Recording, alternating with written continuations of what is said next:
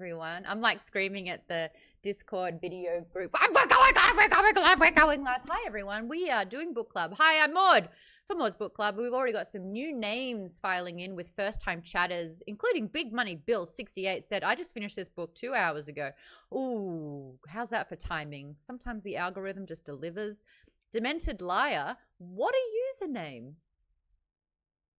Am I to believe a word you say? Is this a foreshadowing?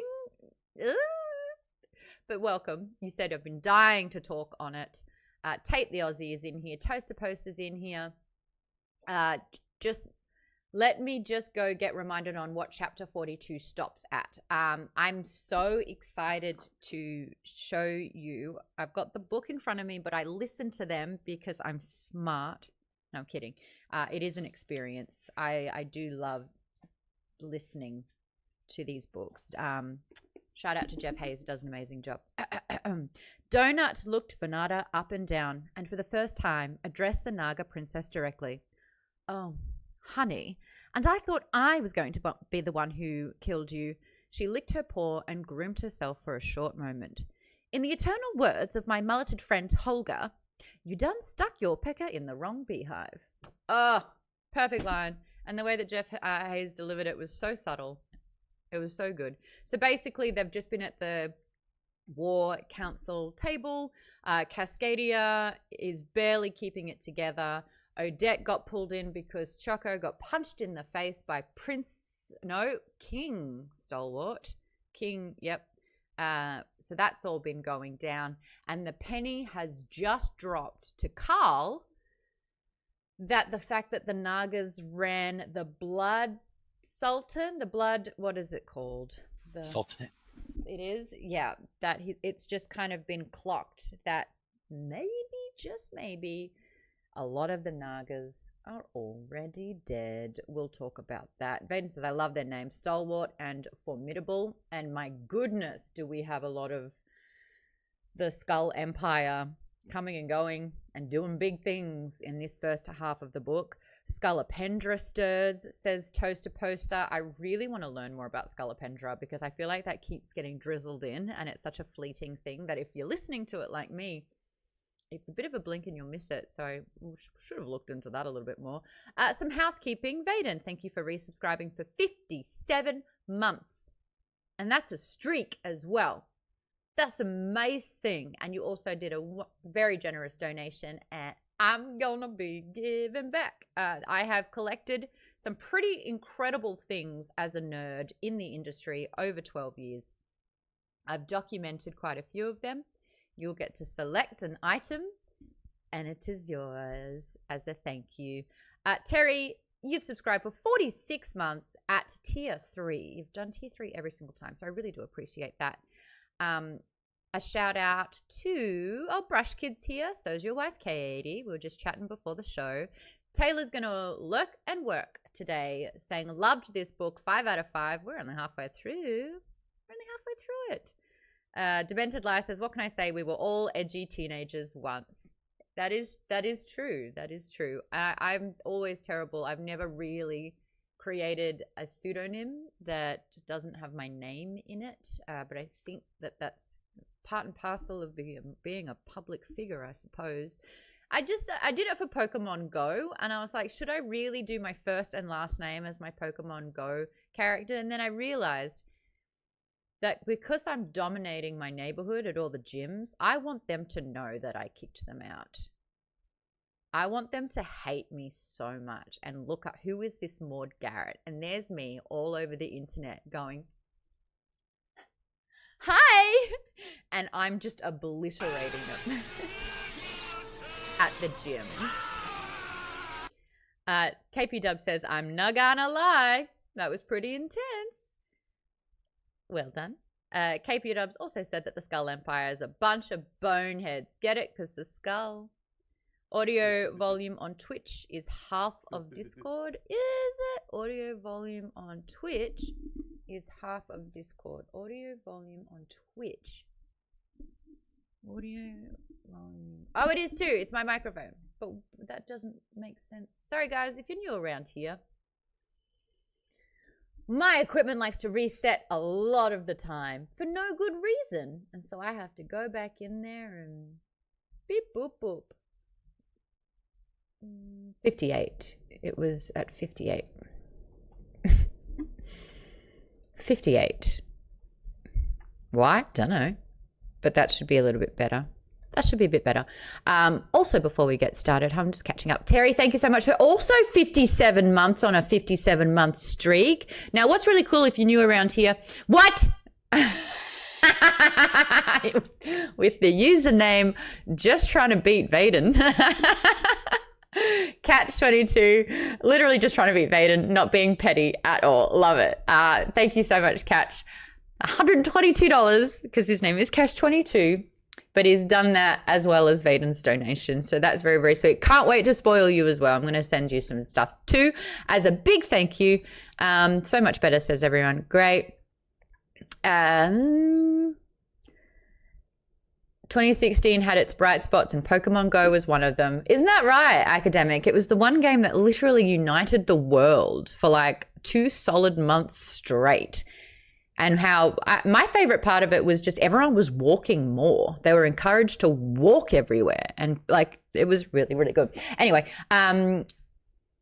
we have a fantastic community if you are new here. I run a Patreon and through that a Discord. Actually, yeah, the Discord is basically the headquarters for everything and it's free. So you can join today. We've got a link already there in the chat. We talk about books. We talk about what we're currently reading. You'll get the schedules there.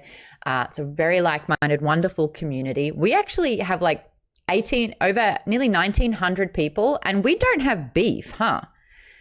We haven't had to like boot a regular member for being a nut. We just don't have that. That's insane. I'd like to think it's because at least everyone who joins the community is like 10% afraid of me, which, hey, it actually creates a really friendly and welcoming environment. That's so funny.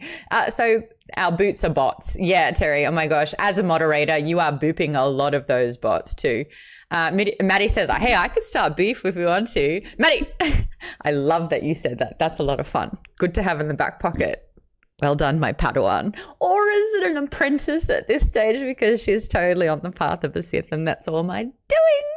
Anyway, what I'm trying to say is we have a great community in the Patreon. There's amazing perks in there. You can unlock parts of the channel. You can get access to the Google Doc, which not only is the book clubs that we do a lot each month for 2 different books, but also the author question doc. And we have one open right now for the author V.E. Schwab, who's not only done Bury Our Bones in the Midnight Soil. She's also written The Invisible Life of Addie LaRue, Darker Shade of Magic trilogy, the part 2 of that trilogy as well, the Vicious Duology, soon to be trilogy. Fantastic author. Next Saturday at 11 a.m. I'm going to be interviewing her. So if you're a member, you can actually get your questions and I will ask Victoria directly on your behalf. Agent Orange 2319, thank you so much for the follow as well. Welcome to Maude's Book Club. We talk sci-fi fantasy books. The other cool, awesome perk is the part of the show access. So currently there's like 12 people in a video Discord call. So we can catch up before the show and after the show and literally participate as if we're all sitting in a room together to talk and discuss the book. Now, we have this thing, and I'd like to somewhat apologize, but I'm not sorry at all as well. When someone has a birthday, everyone in the group chat unmutes, and in the most diabolical manner ever, we all tragically sing happy birthday. Lisa... Avengers, assemble! Hell yeah. It is Lisa's birthday today. You'll see her in the chat. She's a moderator as well. I successfully have also got her addicted to Marvel Rivals, which is, I feel, my greatest achievement. She's a fantastic member of the community. She hand crocheted this, which is all of the main books we covered for Maude's Book Club last year, which I proudly display in my book set. I'm so excited that it's your birthday today. Are you ready for audible torture. She's taking off her headset. Okay, everyone ready? We're going to sing Lisa happy birthday. 1, 2, 3. Happy birthday to you. Happy birthday to you. Happy birthday. I don't even know if I'm in tune because birthday, dear Lisa. Happy birthday to you.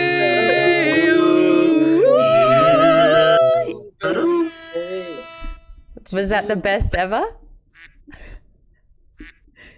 It's so terrible being on that side of it. Lisa looks like Lisa literally looked like she was going to be sick. Happy birthday! And if you are a part of it's called the Member Plus Club Member, whatever the fuck it's called, Plus. If you have a birthday, you too will get to experience that. Demented Lie said it was certainly a thing that I've heard now with my ears. I love that. All right, so now that we've got all the housekeeping done, 15 minutes into that, Victoria Schwab interview. Oh, if you remember as well, we're locking in the rest of the year's books. I've put a little tentative look at what the main and bonus books for the rest of the year are. If you're new here, guess what? We have done, books 1 and 2 of the Stormlight Archives series. So we're up to Oathbringer. We've done all 6 books prior to this for the book club, where I've interviewed Matt Dinnerman twice and Jeff Hayes once as well.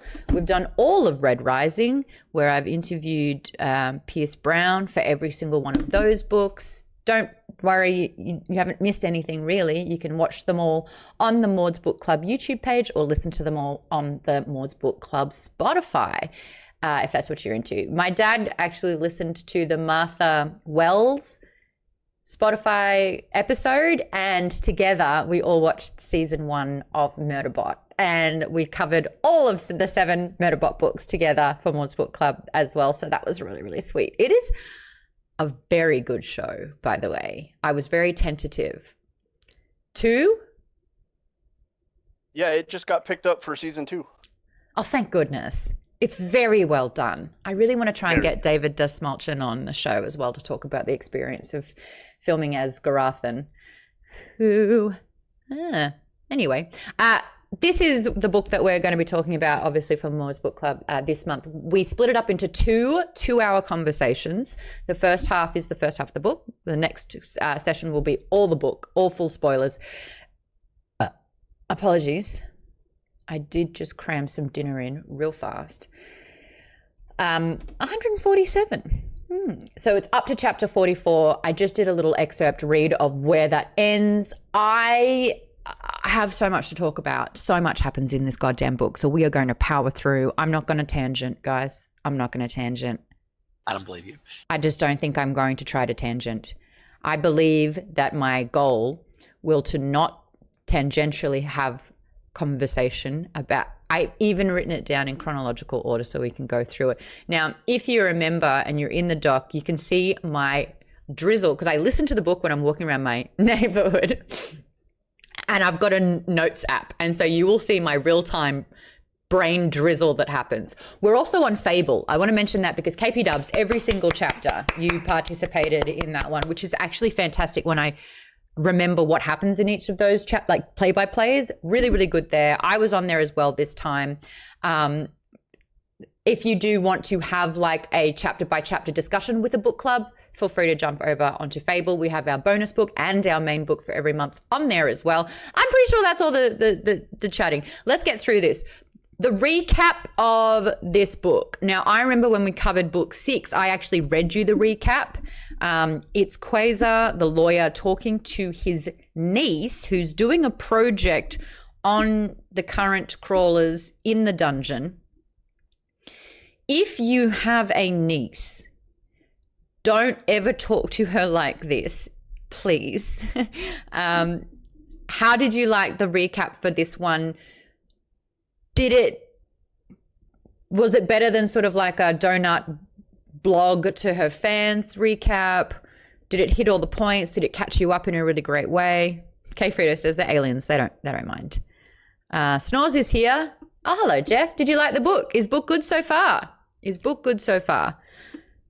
It's Lisa's birthday, by the way, Jeff, and we sang happy birthday earlier. So wherever you are, I need you to just mumble a really pathetic rambling of happy birthday.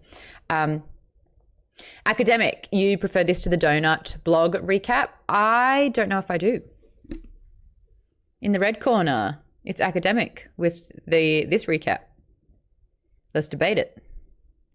I feel like this does a really good job of setting a scene for like all right, let me take a step back. I feel like recap chapters are typically pretty kludgy. Like it's all exposition over storytelling, and I feel like the Donut Blog recap chapters are very much that sort of kludgy, like a little bit more spicy than a really blasé recap chapter, but it's still like exposition. Whereas this is a lot more interactive. Like you get to put yourself in the position of the really put upon niece, and so like I like that. It's different.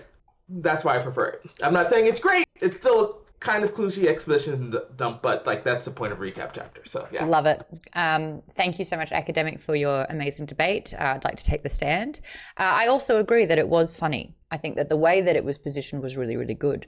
What I didn't like was that there was a little bit too much fat on this steak, and I would have liked for them to have trimmed the fat, because there was just extra slinging of insults and tangents when I was actually trying to remember the important details of the previous book. I thought that Donut's perspective in a recap is always going to be more valuable to me, the reader, than Quasar. And it also means when it's Donut's recap, there is no breaking of the fourth wall or looking for a plot hole, because we don't know how or what Quasar really knows. Whereas if we've read the book, Donut's pretty much been a part of all of it. And so when she's doing the recap, it's a lived experience sort of thing. There was one part of that recap where Reddit went, wait, does Quasar even know that? How would he know that? And I don't want to get out thinking that. I want to stay in the recap. What I really liked, though, were the achievements. I love at the start of these books, Donut has to pick a class, and she goes through her class options. Initially, I was really worried as someone who plays a lot of RPGs, where if you're changing classes and there's resets, or if you're in a dungeon where every single second your life could be obliterated, learning new spells every single level was like, don't do that. And you want to master your spells. You want it to become second nature. I've learned to love Donut's class picks. I don't feel like it bogs down the story. I think she's very savvy. So I love these moments, especially with the ghillie suit. Beautiful. And you know it's only temporary, and there's going to be a whole other thing in the next level. I also love where, because things wrap up so fast at the end of these books, they get through the stairs, they're on the next level, boom, thank God. And then this epilogue is like, by the way, bomb drop completely and you're rattled. I like that the AI will give them the achievements that they had unlocked. And it usually is coincided with boxes that they can open and relish from. More and more, opening up these boxes when they get an achievement is not a priority. So it's really cool that at the start you can be like, oh yeah, I guess Carl technically did get the crab to jerk off in the ocean, and now he can only eat chowder. and like Carl's reaction, no, what the fuck? I didn't do that. That's not what happened. And you're like, oh, that's right. I guess that's what happened. In a way, that's interesting. So I love that we can get exposition while moving forward in the story. Chowder and pea soup. Exactly. Everything's chowder. I don't know if you guys noticed, but there was a really subtle line, like around chapter 40-ish, where they're in the safe room and Carl's having a conversation and he just very briefly mentions that he's eating chowder. I kind of just love that that's all together. First time chatter here. Tarkanos Verkata says, can you imagine saying that sentence to anyone who hasn't read the series? Honestly, any part of Dungeon Crawler Carl is batshit crazy if you haven't read it. But the success of Dungeon Crawler Carl is honestly word of mouth. So people have such a good time reading it and want to talk about it with everyone. And you have a sense of accomplishment when you suggest it to someone and that person inevitably loves it too. You're a hero, right? And so that's how the success of this book has happened.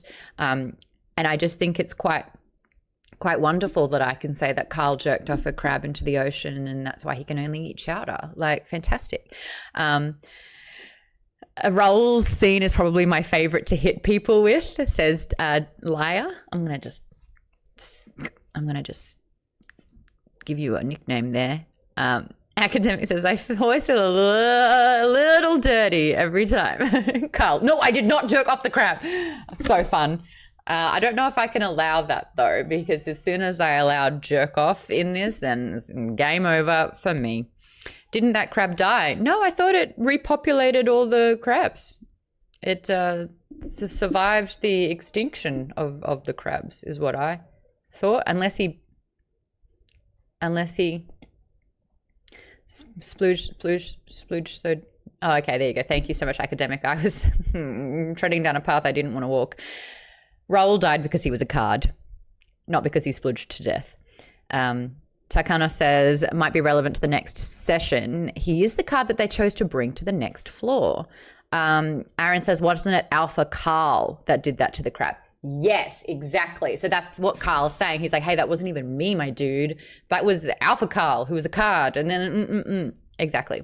KP Dub says, I mean, he was not brought along to this floor as a card, so he sort of died. What were the cards? Was Raoul one that was taken? I didn't think it was Raoul. I thought it was different cards that were selected. You know what? We're going to have KP Dubs put his glasses on. You know that means business. No. You're going to look it up? Raoul is the card that came with them. Okay. Just the one card? And it's just Raoul, the crab. Okay. Anyway, let's talk about a new item that Donut scored, which is so freaking OP. I call it the Tiara Charger. Essentially, any hatware that Donut has in her possession sits on this pillow where it absorbs the abilities of said tiara and creates a stone. Is it a crystal? Is it a diamond? Whatever it is, which imbues this one particular tiara with that other hat's ability. Technically, she's got 2 charges, says Academic. Fantastic. It takes, a full day to do the transference, and you can't pick it up and da-da-da, but once it's done, it stays in that tiara. 12 hours, 10 hours, got it, roughly. Let's say 11 hours for the sake of the 10 hours, says KP Dubs. All right, it's 10. They are going to be putting on at least, 2 hats per day to charge this one tiara. And Donut is going to... Do you think that this tiara is in place because Carl has overtaken her strength and power so much, even though for the first 5 books she was stronger? Is this a way to catch up? Is AI trying to beef them a lot because the AI has its favorites? I think it's a matter of trying to find like an item dump, because they have so many different magic items, like it's absurd. Yeah. So this is a way, and especially with Donut loving hats to an absurd degree. So this is a way to essentially use them up, essentially. And it's so a tiara. Useful. Yep. So. I mean, she loves tiara so much she picked up the Crown of the Sepsis whore, knowing that it's going to ruin her 9th level, which is where we're at. The pillows are a sponsor gift. Laia says Carl is the physical fighter, whereas Donut is the mage. Yep, she stands back and pews. Aaron says Carl became the party leader and she was pissed. That was actually a really beautiful moment. And this was this acknowledgement on Donut's growth, which I would love to get into. Carl actually specifies she was putting it on a lot more. That I'm outraged. She's outraged all the time. She actually wasn't as mad. A couple of levels ago, she would have genuinely been livid. But she's actually creating a little bit of a spectacle to keep the illusion that she wants to be in charge, but she actually feels a lot better and like is okay with Carl being number one. And I think it's a really beautiful, what these two have is turning into something incredibly special. I had noticed, around book 5 or 6, I thought Donut was getting a little bit more unlikable. I think her shit talking in this book is going to come back to get her. I think she needs to rein that in a little bit because she is coming out talons out, guns blazing with her shit talking. And it's like, people are dying and they're dying in really horrible ways. And you're basically asking to be tortured by people that you are provoking. But what do I know? There's also Carl. This is an outrage.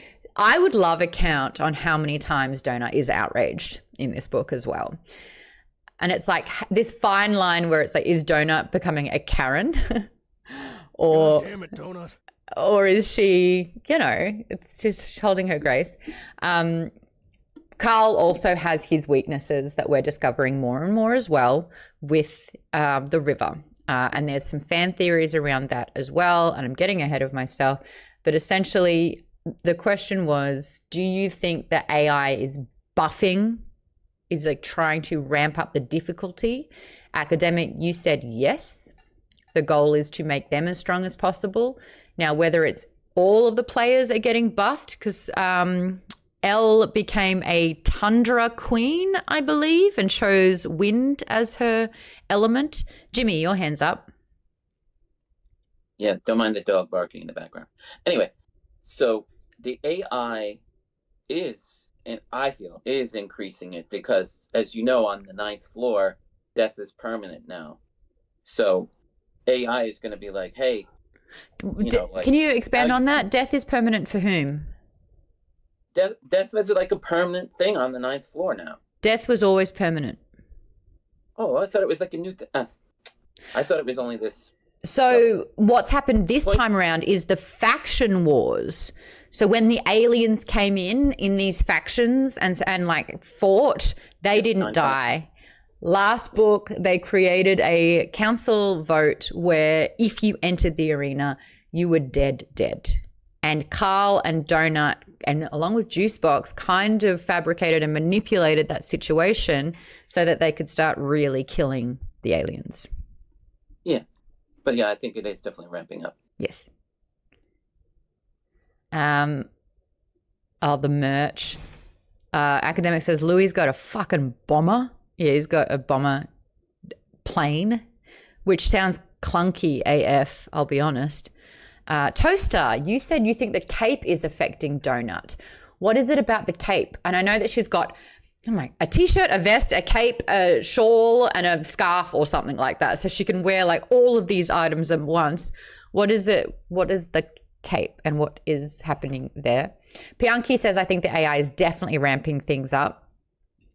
Vakata says, I think Mordecai has explicitly stated that the AI is passing out excessive gear and buffs because of the accelerated game speed from Borant. There you go. Laya says Ellie is the best. Who's your favorite crawler? Let me know in the comments. Death is now permanent for the off-worlders. It's only not normally crawlers who die.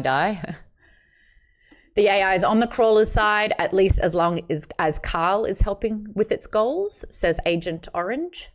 Aaron says, I'm curious if they became stronger, all crawlers, because they became a faction in the faction war game, and they need to help keep them on the same level, as the rest of the factions. That's interesting, because otherwise, it's like all the crawlers, because they're all in the same faction, right? Actually, you just answered it prior to that, where it's like it has to ramp it up because of the accelerated rate of the crawl. So you might make question moot. And they skipped a whole level. Like Prepotente skipped a whole level, so the AI is making up for it by giving them magic, so they all feel and react like they're 10 levels higher than they are. I want to talk about Prepotente too. Hold on. There we go. I'll just interject real quick with Prepotente. We haven't really had much of him in this story. How do you feel about Prepotente not being able to really participate in a team environment, but he instead goes off and unravels things as a solo venturer? Anyone got thoughts on that? He's the goat. I feel like he's still developing. You know, he's just a little kid. He didn't have that development phase where he learned to play well with others. So you know, he's figuring it out. Was kid a pun? Was it? Yeah. So Yeah. good.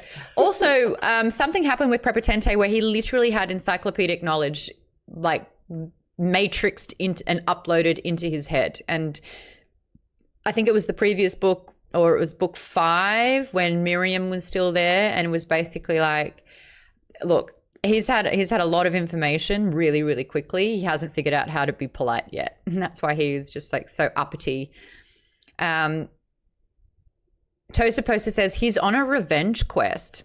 So it makes sense going solo there. Laia says, I think it works. Pony and Florin are both so much more powerful and interesting because of their off-screen achievements. Like, why is Pony so smart? What in the world was Florin like? So, yeah, Pony literally did get an entire encyclopedia uploaded. We don't know that. That was off page. You think that he would absorb some etiquette books? Nah, he's a punish, and I loved it. I thought that Miriam read to Prepotente before the collapse. Maybe it was a spell. Don't know. I think that there was something going on with Prepotente and another like goat outer world goat faction, where they were kind of like the Caprids, yeah.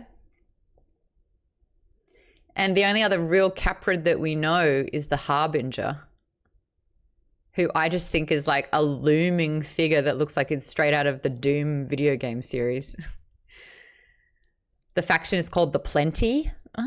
Vakata says, I think his biscuit advances his intelligence in the same way that Donut gets a charisma boost from hers. Yep.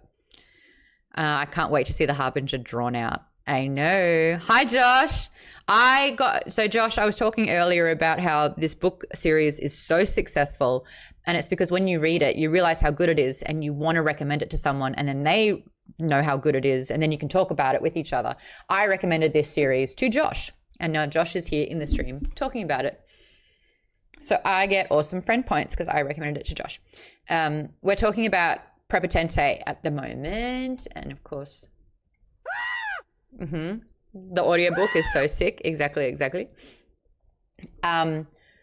Florin's pretty well established to be French Foreign Legion, so that contributes a little knowledge as well. I feel like finally we can confirm that Florin is Australian. Now, the accent has been consistent from Florin from day one. He has an Australian accent. And I told Jeff that it's actually pretty good, because it's pretty good.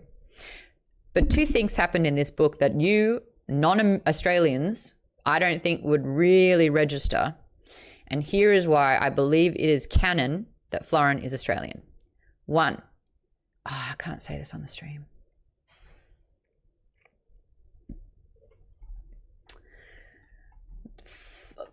Firstly, I've got to time this right. Firstly, Florin used the word cunt when talking about a person, and it was done in a very Australian way. That happened in the audiobook, and I got the little chills. I was like, oh yeah, he's Aussie. And then the second thing that he referenced was a ute, which is slang for utility vehicle, which is a type of truck that has a tray at the back. And Donut goes, ute? What's a ute? And it's like, I know, it's a ute. Like, I got it. So, Florin's official. But the thing is, like, the name Florin, I've never heard that before. But, you know, there's not many Maudes either. So, whatever. But that was exciting for me. I have it in the notes. And I spelled it out as well. Confirm he's Aussie. Florin's a bit of a solo adventurer as well, but he is a part of the group. Pony refuses to be a part of the faction. I guess we've kind of we've spoken on that. A along with a new class choice every single book with Donut, Mordecai the shapeshifter, the changeling. What is he? What's he officially? Shapeshifter? What is he? Anyone? Mordecai is a changeling. It's a Changeling. A changeling. So he's a Canadian. He's a Canadian, this book. And Jeff Hayes absolutely blows it out of the park. Now, Thierry, you are French Canadian. How did you like the Canadian? Because you listened to these books as well. Yes. How did you like Mordecai the Canadian? Was it close? Was it roundabout what you used to think it is in Canada? I watched a Canadian TV show that had a somebody from Atlanta, north of Atlanta, Alberta. That sounds exactly like that character. That's so good. And like the amount of times Matt Dinnerman has written in a boot. Now, I have a question for the actual book readers. Do they spell it ABOOT? Is it spelled like that? Oh, so good. No one's Sometimes safe. it is the normal spelling. Other times Jeff Hayes is just pronouncing it the aboot. Ah, so I good. saw it. I did see it ABOOT at least 4 or 5 times in the reading. Yeah, that sounds about right. Maddie's in here saying, Canadian! I thought changelings were only that one special race. Yeah, there's something different between shapeshifters and changelings.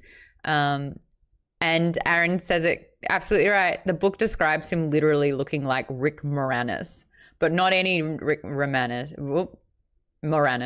The Honey I Shrunk My Kids specific Rick.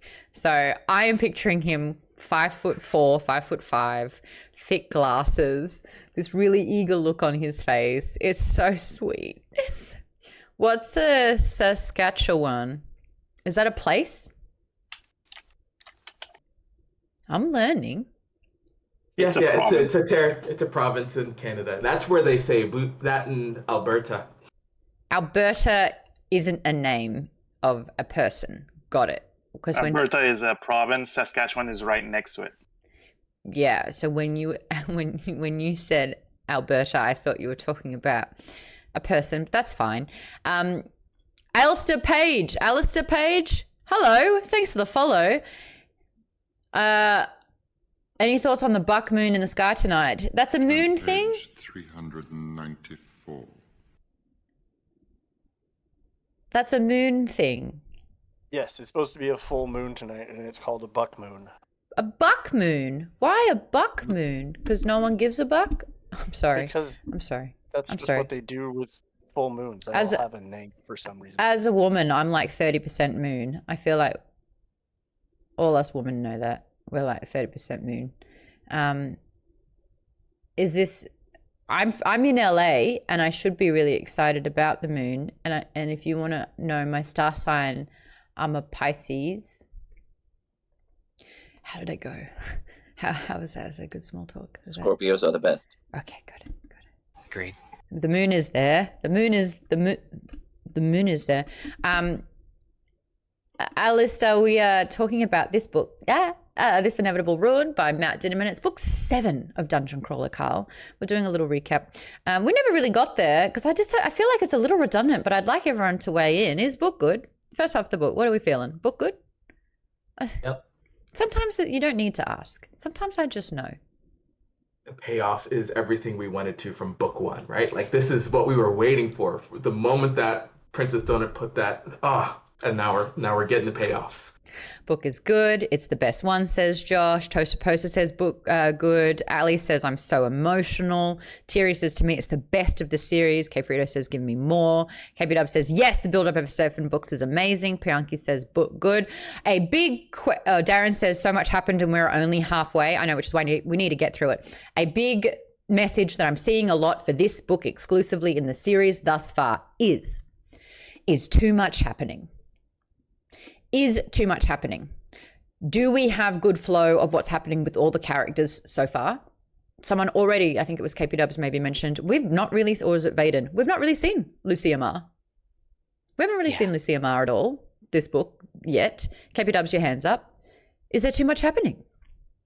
I'm going to say no, because this isn't just a couple of party members fighting a bad guy. This is war. There are 150,000 troops between all the sides out here. And when that happens, there's going to be so many little battles here and there that make the difference. And obviously you can't see all of it, but I think Matt's doing a good job of balancing exactly what's going on, especially if you're a commander. If you're the warlord of thousands of troops, you need to know all that. And so if we're watching it from Warlord Carl and Warlord Donut's perspectives, we kind of need to understand the pressure that they're feeling.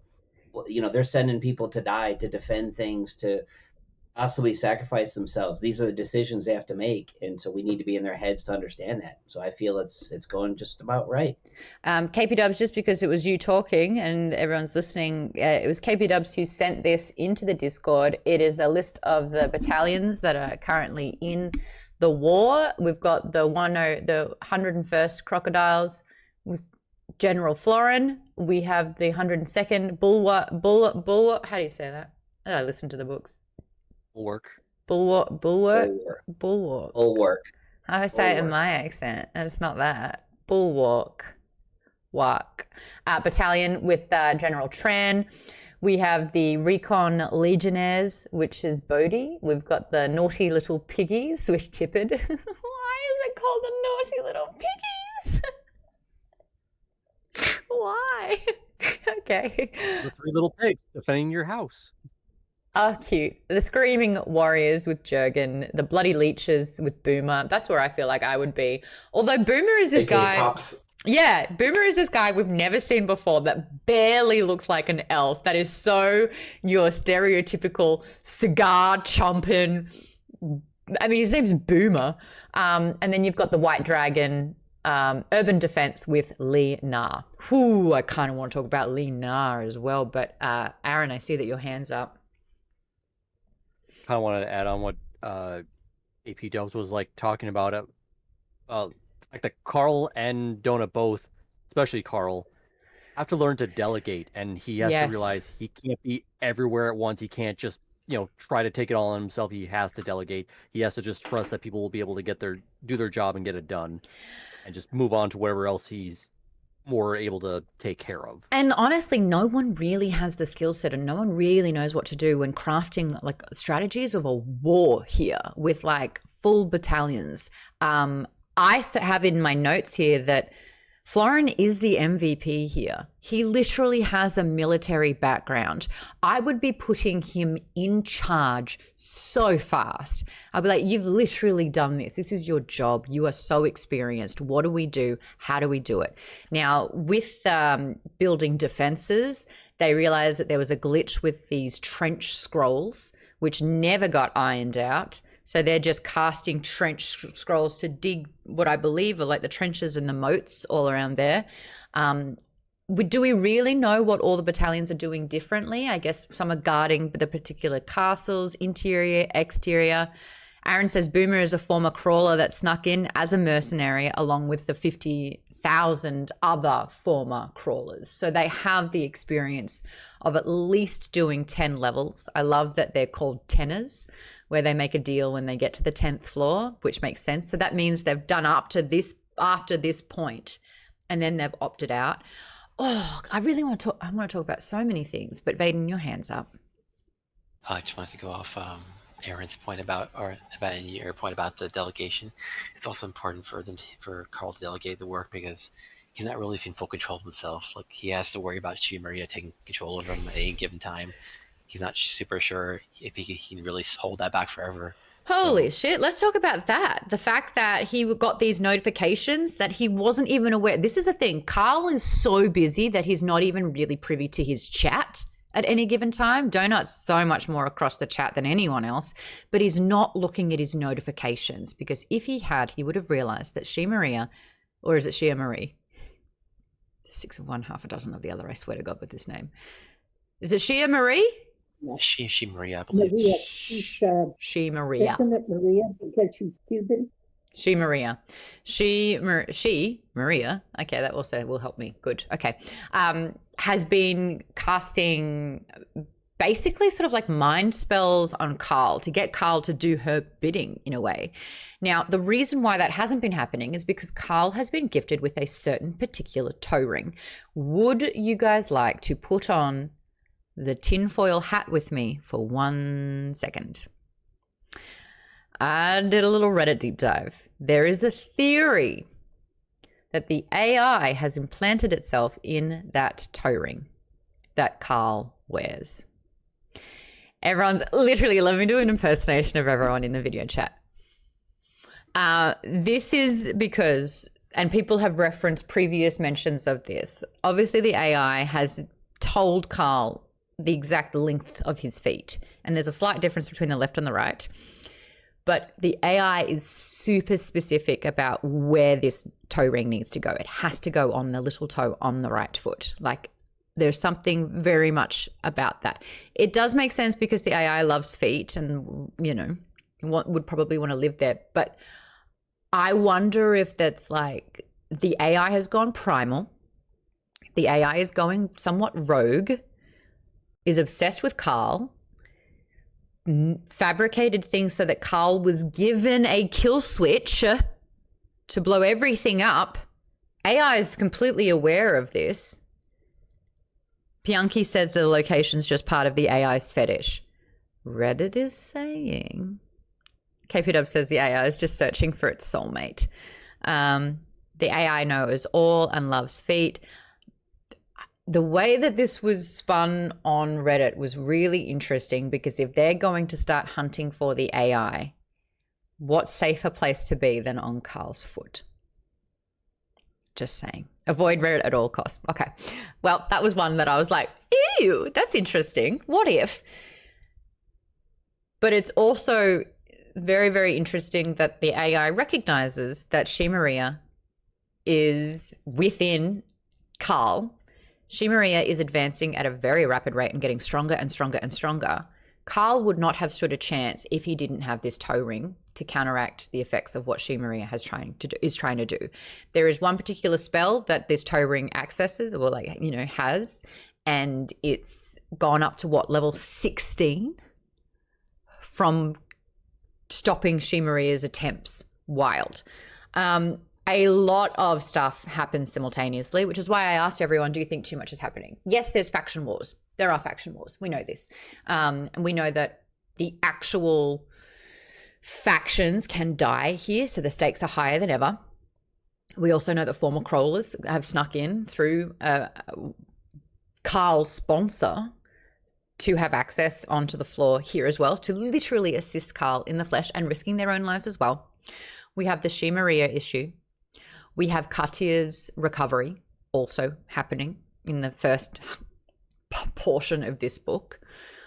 There are other things that are kind of floating around, and you literally hear Carl process it, and he's like, but I can't even deal with that right now. That's going to have to wait. It is not even a today problem. It is a this moment problem. And I think with so many things happening, Louis has an air bomber. Samantha's trying to break up Louis and Juicebox. That's all happening. And Samantha's chaotic on a good day. Katya's getting withdrawal symptoms and she's trying to kick the effects of the drugs that she's been taking. Carl said he would help with that. Donut doesn't know about it. Carl's having the most emotional moment we've seen him have thus far when he comes face to face with all of the previous authors of the cookbook. Now, a lot of men saying that this moment, especially when he met Tippett, was really emotional for them. Who cried in this moment? KP Dub's hands shot up. Academic, yeah. Lisa had a little waggle and Vaden was apprehensive as well.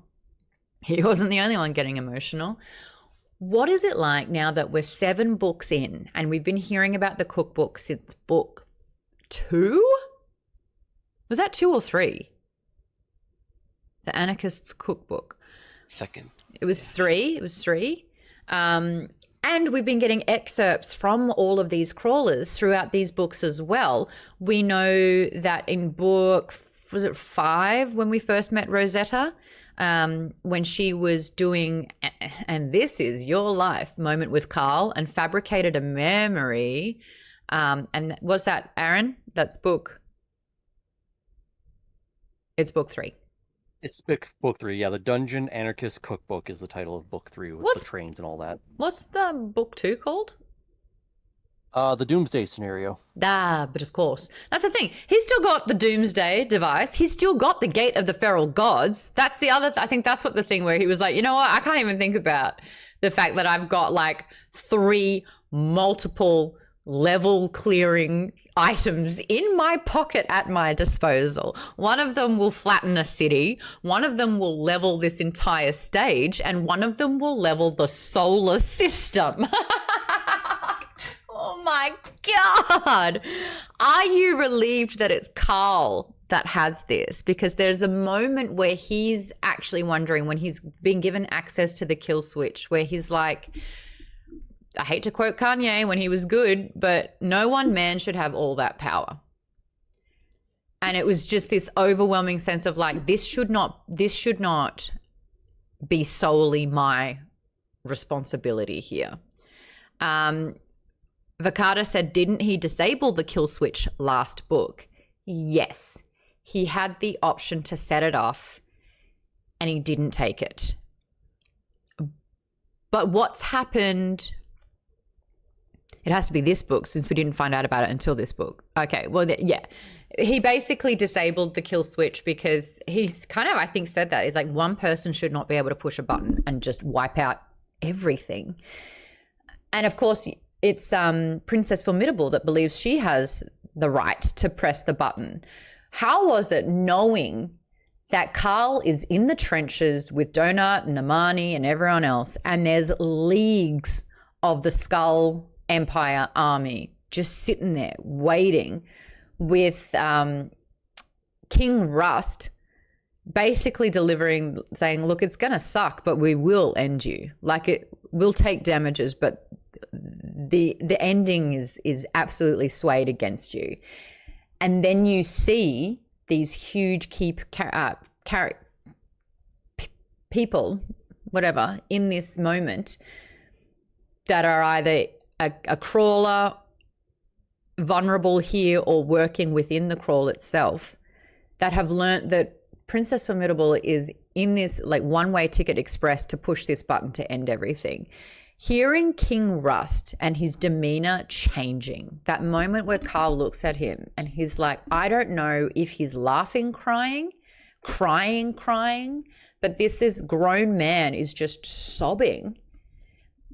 And then you see their adjutant like looking at a video and her face is falling, and you're just like, something bigger than this moment is taking place. Did you, the reader, feel the fear of what was about to happen, or did you know that it was a moment and that it wouldn't end in that particular way? Jimmy, you got your hand up. Yeah, so in this situation, I was thinking about, you know, how you said he had the possibility to do that, but, you know, everyone could feel that fear of that situation, but at the same time, I don't know if they all have this realization, or just maybe Carl did, but even if you do press the button, even if it wasn't disabled, it still has lasting effects. So even if the people that they got rid of, it would still affect everyone else, you know? Yeah. So it's like one of those things where it's like a double-edged sword. I will also say, like, well done, Matt Dinnerman, who successfully continues to ramp up the stakes. I thought he did a really good job there of, like, the crawl has been the most consuming thing to Carl this entire time. And so for something bigger than the crawl, like, we have more and more as the book's gone on, the layers of what the intergalactic situation has been revealed to us. We knew that there were different alien races. We knew that there were sort of like internal conflicts. But I really feel like this particular moment with King Rust, and when everyone's finding out about this news, the crawl for the very first time felt small. Did you guys feel that as well? Vaden, your hands up. I didn't feel that it was small, but it's definitely more important things in general. But like King Rush specifically says the crawl will never end. Like and also I think Oren says that like basically if like what's his name Carl asks to stop the crawl and to do a whole bunch of things, and then Oren's like, if we could stop the crawl, we would stop it right now for your demands. Like I would literally do that, but we cannot. So there's something connected to the crawl, to their way of life, to like literally the whole galaxy's way of life. So it's somehow it is connected to it. Even though it's not the biggest thing, it's definitely a critical part of these alien cultures. Do you think that's tied to the title of the book? No matter how much you try to stop the crawl, it is an inevitable ruin. Yeah, I think so. And also, like, I was a little disappointed because I thought the inevitable ruin was going to be the god they mentioned in the last book, because they literally gave that god the title, the inevitable ruin, and then that's it. Now it's the inevitable ruin is about this despair of failing, essentially, and of everything falling apart, and before you. Yeah, so it's a little odd to me, but The flashback that we got, and I believe that this particular elf was an author of the cookbook, but I don't think that they were able to document their final moments. But essentially, the whole story of this inevitable ruin is a previous crawler who had, I think this was like level 10 as well, was tasked with climbing up this particular tower. Now, the tower was really difficult because for every level, there were like 5 particular doors and only one of them would lead you up to the next level. And there were 50 levels here. And she didn't want to bring anyone else down with her. It was a very sort of, I'll get the job done sort of mindset. And so instead of recruiting help and putting anyone else at risk, she took the onus on herself. She was given a sponsored gift that just happened to be this particular compass that had 49 uses, specifically 49. And it would show you how to successfully navigate a labyrinth that was above ground. Now, there was a subterranean level and there was a tower. And so the convenience of this one particular item that was gifted to her, she was like, amazing, I'm being helped. And so successfully navigates up the tower, only to find out that this device was an advertisement. And it was basically saying, ha, fuck you. You trusted us when you shouldn't have. Now everyone gets to watch you slowly die. And the inevitable ruin in that moment was discovering that she was simply, it doesn't matter how hard she worked or what happened, she was merely a pawn in this game that was televised, and she was just entertainment and a sacrifice that was made for shits and giggles, really. And it was everyone that she had brought up. The tower was slowly collapsing, painfully slowly collapsing. And that was their moment where you just had to accept that death was happening. It was coming. And that was this inevitable ruin. I'm not spoiling the second half of the book. I stopped myself. I would like a new achievement sound effect for that because I did stop and didn't spoil anything. New achievement. Fantastic. Thank you very much, Vader. Well, you all get rewarded with not being spoiled. But there is sort of more information around this inevitable ruin. And it's just like, are you circling the drain? Like, are you just delaying the inevitable as well? So that was sort of the story about the title. But when you take a step back and look, it's not just the tower that the elf was trying to navigate. It's the fact that no matter what you do, the crawl will exist. And Carl's only objective, the big picture, the thing that he's fighting for, the reason why he gets up, is he wants to stop the crawl once and for all.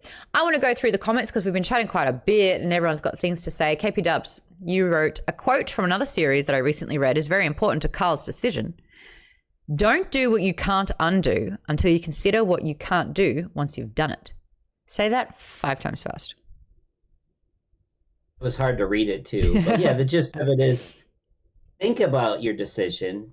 Don't make a hasty decision. Consider all the outcomes of what's going to happen if you do this, if you don't do this. Because once you do it, there's no going back.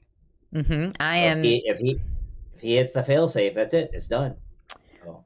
I am in this right now in my life. I am at a crossroads where I feel like there's so many options. And I honestly, the more I think, the harder it gets. So I don't want to not do what I can't undo until I've considered what I can't do once I've done it. I would press the fucking the failsafe so fast. I'd end it. I'd just be like, boom, big bad the boom. So, you know, it's all understandable. Vakata says, I honestly don't know what his motives were. I honestly don't know that his motives were so noble and humble. I think that we've seen that he's got this bloodthirst for the people who did this to Earth and a desire to not kill other humans. So that's why Carl made the decision to disable the kill switch.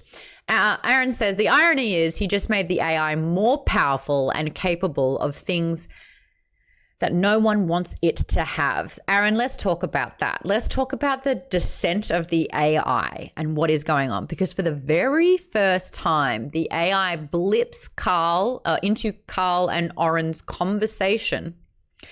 And he comes back as Gary the Knoll. The Knoll, the Growler.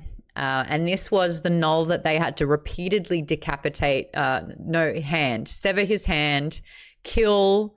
They killed him numerous times, and he was an NPC as well. But this is the skin that the AI has chosen to take on. What was that moment like for you, Aaron, seeing this AI, a glimpse into sort of its psyche?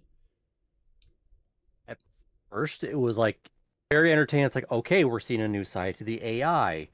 But then it actually became even more horrifying when it's like his personality is like switching to such a serious and lethal degree. Like, he's basically like when Donut finally shows up in that whole scene, and he's like trying to get relationship advice from her because we're realizing he's got a thing for Agatha, who's been like, talking to him. He's like trying to figure that out. He needs some advice, and she's giving some snarky remark, as only Donut does, and his switch just flips, and he's just basically like saying, "Focus, or I'm going to murder you all," kind of voice, and it's like, okay. Don't fuck with the AI. Gotcha. And we've sort of seen some glimpses of this where he's like, putting cockroaches on Carl so that he's got his bare feet. He's buffing up his feet so much that he can squish, squish, squish because that's what he likes. And when Carl doesn't want to play his little games, the AI gets a little bratty. Yes, Aaron.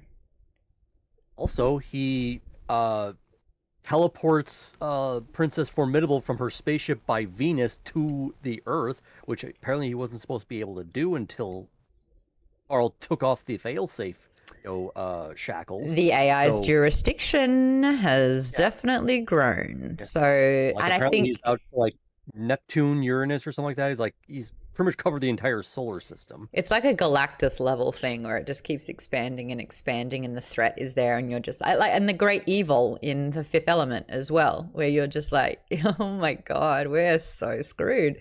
Academic says the AI is Ultron. Laya says, yeah, AI power stopped at sea level. KPW is like, yeah, the AI is in its terrible twos. But also ask the question, who are all the parties in that relationship scenario?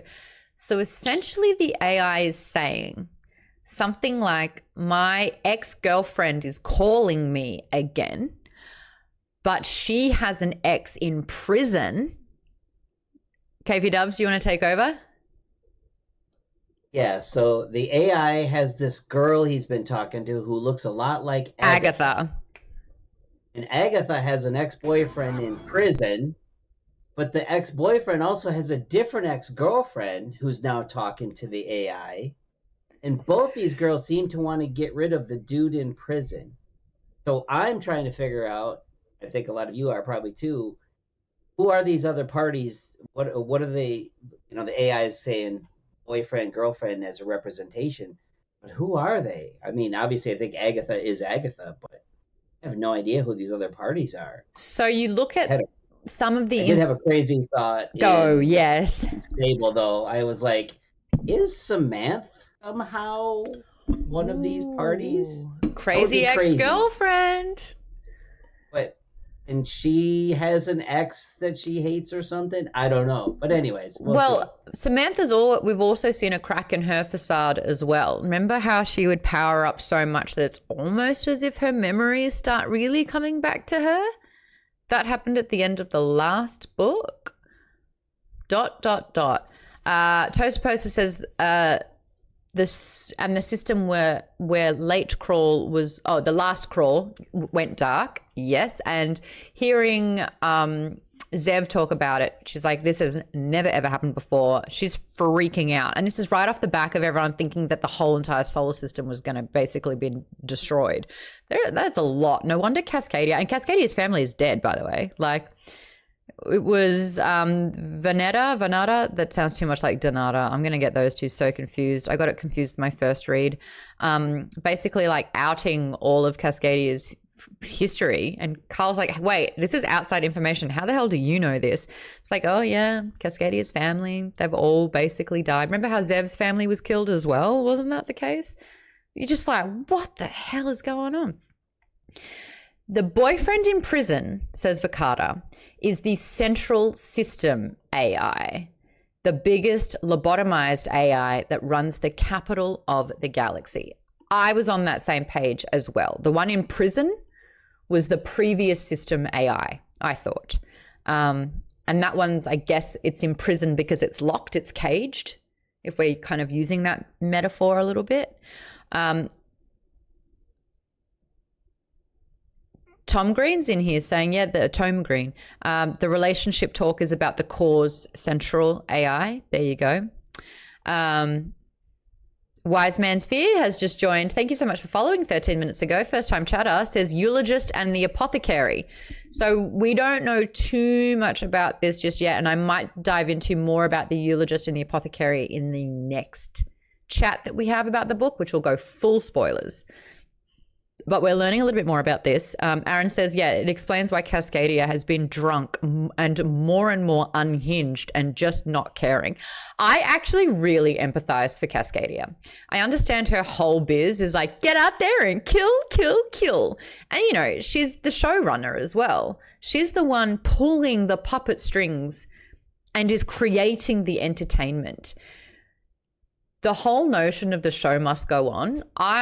I have been in situations where I've had really bad news and 3, 2, 1, you're on, you know, that you just have to continue doing the thing and compartmentalize. I really feel for Cascadia. Her life is literally in shambles. Her family has been murdered and she has to continue running operations with everything. I get why she's just got a very big case of the fuckets. I find it hilarious that I get it. It's a professional sympathy that you have for Cascadia. But she is a little bit genocidal. Just a skosh of a murder psychopath, you know, trying to... Yeah. I get it. I understand. It's like, oh, that sucks, you know, like... And you see Odette in the same kind of thing where she's heavily invested in these series. She's got her own agenda that she's been kind of putting on Carl, Donut, and even Katya at this stage. She steps in when Choco gets punched right in the face. And, you know, she's showing up as well. And she's a real key player. So I see the very similarities. But the fact that Odette starts running the show because Cascadia's head is on the desk and she just won't come up. That's, yeah. Brilliant move to use channel titles to convey information. Those off-worlders are not stupid. What I found really interesting as well is that the AI kept the loophole. The AI wasn't mad that a loophole was being exploited. The AI thought that this was actually quite clever and is continuing to allow it. And the fact that Donut's like, Ferdinand, can you make sure that we stop this? And Juicebox is like, because we're using it too. And it's been really successful for us. So we're all going to keep exploiting this loophole. And Carl had no idea it was happening. And he's fucking furious. But what we're seeing more and more as well is that there's a whole lot of shit that Donut doesn't know that Carl does. Carl has the Anarchist's cookbook. Carl knows who these crawlers are. Carl has been trying to discreetly, even though I believe it's Tippett who said, if you just spent 2 seconds, Carl is screaming that he's got the cookbook. He's not subtle at all. But Donut doesn't know about it. And I don't think that it's a distrust. I don't think that Carl doesn't trust Donut. It's just that Carl can't communicate with Donut. Donut's not stupid. Carl, you've been in the bathroom a lot. I feel like you've got IBS. She knows he's up to something. Donut has also been up to something. How many books ago was it that she was like orchestrating this stuff not only with Zev, but with Odette as well? She's been building her own agenda through all of this too. Like, it's really interesting to learn that Carl and Donut trust each other so much that they're both able to separately have their own endeavors that the others are sort of privy to, but aren't questioning, and it's not breaking or fracturing them as crawlers as well. Pianki says Carl was essentially told never to speak of the book in any way or you lose it. And he honored that. Yeah, it was a rule of the cookbook that he didn't tell anyone. Correct. Avocado says, I think that Donut's plot already got revealed. It was smuggling the Volte worms out of her mouth from eating snacks. Did we learn that? Honestly, so much happens. I can't even keep up with it. I don't know if she was smuggling Volte worms. I thought that she was creating some sort of mass hysteria or loyalty or allegiance using her fan club through her club messages. She and Zev even, I think, she throws up. It was Volte worms. Jesus Christ. She ignited the civil war in the Boran system. Yes, exactly. Yeah. So she was doing all of that. She was starting a whole revolution. So they're both, I don't think I would be clever enough to do any of that shit if every single day my life was on the line. So good on them. She talks about being able to fit 5 Volte worms in her mouth. God. Did that go above anyone else's head? I feel like this is the difference between listening to them and reading them as well. I still think things get by when you're listening. Let's talk about the most lovable meatball. Oh my God, he's so cute. R.I.P. Garrett, the name. Oh, Liar says, I didn't catch it until the 3rd read. Kevin has no idea what this worm talk is all about. Book readers, is Garrett spelled Garrett in the book, or is it 1 T? It's double T. It's double T. It's spelled literally like my last name. I did ask Matt Dinnerman if that was coincidental. I'm actually gutted that it's not Garrett anymore. Like, in my head canon, this gigantic testicle that eats everything was named after me. Like, let me have that one. Anyway, apparently it was a Patreon perk that members of the community were going to rename Garrett. And they decided it was going to be Sir Rendell Gore, because Sir Rendell Gore was the name of its previous owner, who died at the end of the last book. Very, very sad. Not to Donut. The tummy acher, it's a really interesting thing. Now, if you guys remember when Donut was able to select a pet, a tummy acher was available. And they looked at it and it was like, ugh, what is that thing? Absolutely not. And Donut's like, ew, no. And so they got Mongo. Mongo has been sidelined completely, by the way. Have we noticed that? He's got 1 wing and he's just like doing his thing. 1 wing and doing his thing. Cute. So that could heal, though? It could heal. Surely. Sure. There was the whole point of like them trying to heal it, and after 5 or 6, yeah, it was early on. He's healed or close to it at this point. They healed it at the beginning. Because I think there was like a point of like Carl talking about like these potion balls or something like that Urukai made that you just smash on. That's right. That's right. Mongo. Yep. That's what it's like. Right before the Katia scene. There you go. Having another familiar, I suppose, I think's a very, very smart idea. I would have like a zoo with me if I were in the crawl. I would just keep recruiting all of these pets, even the Zell would be with me. Oh, would she be on my side? We don't know. That's my dog, if you're new here. She's staring at me. Can you see that? That's her little dinner that she was licking clean. There's Zell. Staring at me. Hey, Zell. Do you think that you would get along with me in the crawl? I think she might kill me. We don't know. Anyway, back to our regular programming. Tina calls Mongo Papa. Yeah, I know. But now it's Sir Rendell Gore. This thing is going to be quite interesting. So he technically had already died and it's like a rebirth sort of thing. But once it gets past level 5, it starts again, so it can't be killed. But when it does reset, it's been given a new weakness. So the more it dies, the weaker it becomes. And these things are like auto death. Who saw the one part where it was like, yeah, if he dies too many times, something could happen, like he could kill if he touched water, he would die if he touched water. Okay, so that's an inside joke. When I ran a campaign for SourceFed 10 years ago, there was a character called Calvin, and you have a strength and you have a weakness, and his weakness was I die if I come in contact with water. And I was like, are you sure? And he was like, yes. So the fact that that was brought up for me, I was like, haha. Basically, it can't consume undead. It can't, there's like a couple of other things. Who can pull up Sir Rendell Gore's weaknesses? I'd like to rattle those off because it's quite interesting. But it's just going to eat and consume absolutely everything. It's just like a fleshy bowling ball where if it eats, it levels up and it grows. He can't drink liquid. It's like a reverse gremlin. Yeah, right? It's got 5 weaknesses so far. Yep. If anyone pulls them up, just unmute and rattle them off.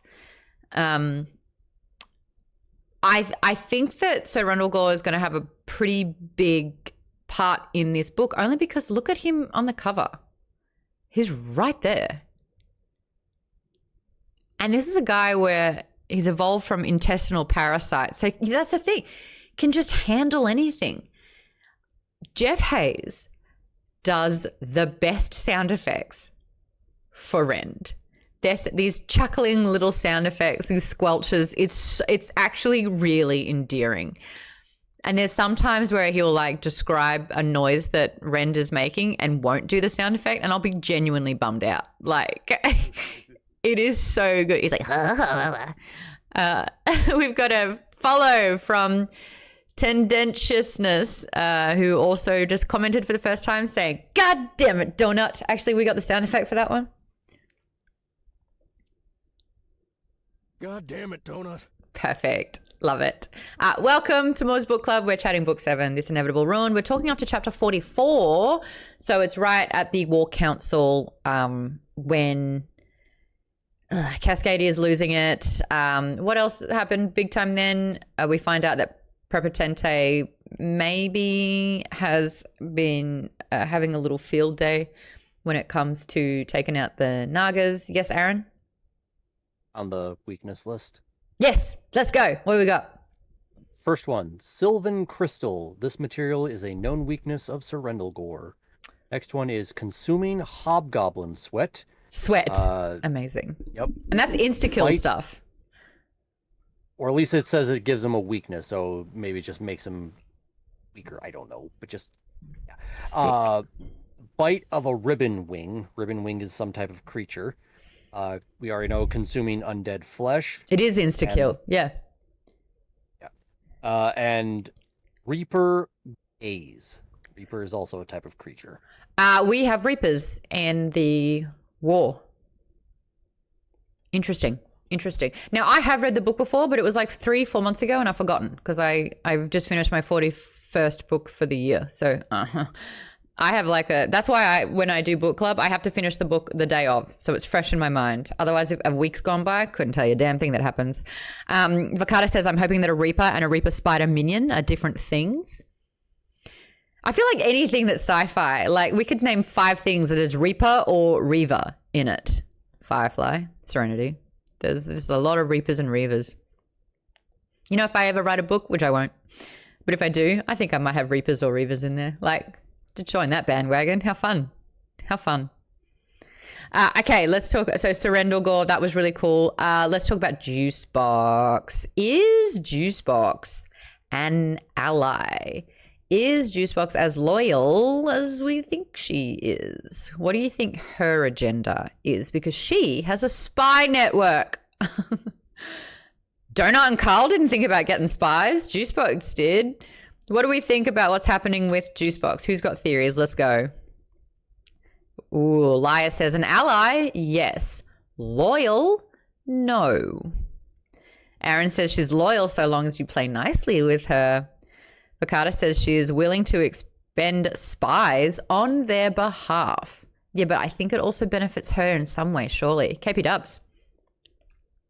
I think that now she is fully like self-aware of what exactly she is and her people are. She is just like Carl. He is the leader of her people and will defend the NPCs. Yep. If Carl will help her do that, great. But she is her own entity, and if she has to break from Carl to save her people, I think she'll do that too. This is so interesting because K. Frito says, hey, she just wants her people to survive. Ali says, no way, Juicebox is shady as shit. Laia says they're definitely allies of convenience. Tendentiousness says no, she just wants to be free. Probably didn't say no. Sorry. Sometimes I really hear it. Yes, Lisa.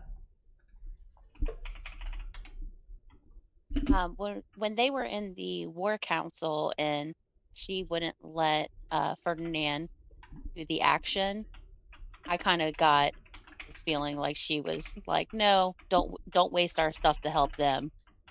That's where I started kind of switched in my head that maybe she's not fully with them. I'm doing a poll in the chat right now. Is Juicebox good? Number one, hell no. Hold on. Yes, they're on the same side.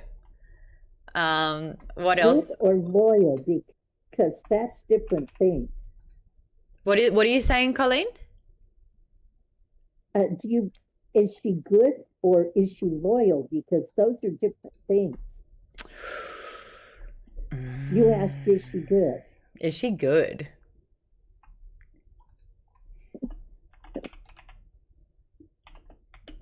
Yeah, she's good. I don't know if she's loyal. Okay, I have to change the poll now. Help me fill these up. What's Juicebox's deal? Louis is a pawn. In it together. Loyal. In it together is loyal. Not loyal. Who's Juicebox up against? Like, what's her goal? Yes, Vaden. Yeah, I was going to mention, like, one thing that's also notable about Juicebox specifically is that in the last chapter, right before we finish this first half of the book, it's mentioned she changes into a form that's like scares everyone, like some kind of like horrible tentacles monster. Dude, yes, let's talk about that. Okay, hold on. They're in the meeting. She transforms. She turns into something called the Nothing. This thing is like slim, long, and it has these big black tentacles. It's got numerous names. The Nothing is the one that I sort of stuck with. Now, this is supposed to either be, depending on who has an input on it, a mythical myth, like a creature that doesn't exist. But then Carl reminds everyone that this type of changeling, when you first encountered them, I believe on the 4th floor, that they were around the camels, they were shifting and changing, and what happened was, the first tell was that there was a temperature change. So like if you can put on your infrared or heat temperature check, they ran cooler. And obviously Juicebox can change into anything. But what the goal was Juicebox was sending out everyone to touch as many different creatures, monsters, people, because you can't change into them unless you've touched them. If it doesn't exist, says Ali, how did she make the change? Don't they have to touch them? The 5th floor for the dome, says Liar. I think, holy shit, academic. I want you to unveil that one. So my reading was that Juicebox is or has interact. I'm leaning is Scolopendra. So this whole through line of the story that has been happening over the last since floor 3 is sort of culminating in this character who we know as an NPC has existed in the dungeon for who knows how long and is one of the most experienced NPCs that we know of to date. And I think that since Scolopendra has been active, kicked around as like this is the thing. Yeah, I think that's Juicebox, right? It's got to be Juicebox, right? That's my thought. I would love to go back and wonder every time Scolopendra gets a mention, is Juicebox there? Because at the table, Scolopendra shifted or there was a presence or whatever it was, and Jukebox is in the meeting. Was something said to make Jukebox mad? And was there a Scolopendra reaction? Scolopendra stirs. Yes, Faden. I like this. KP Dubs is letting everyone know that the nothing is also called the hag, the unwashed, the stalker, the last light, the thirst, the fell, the inexorable. Holy hell.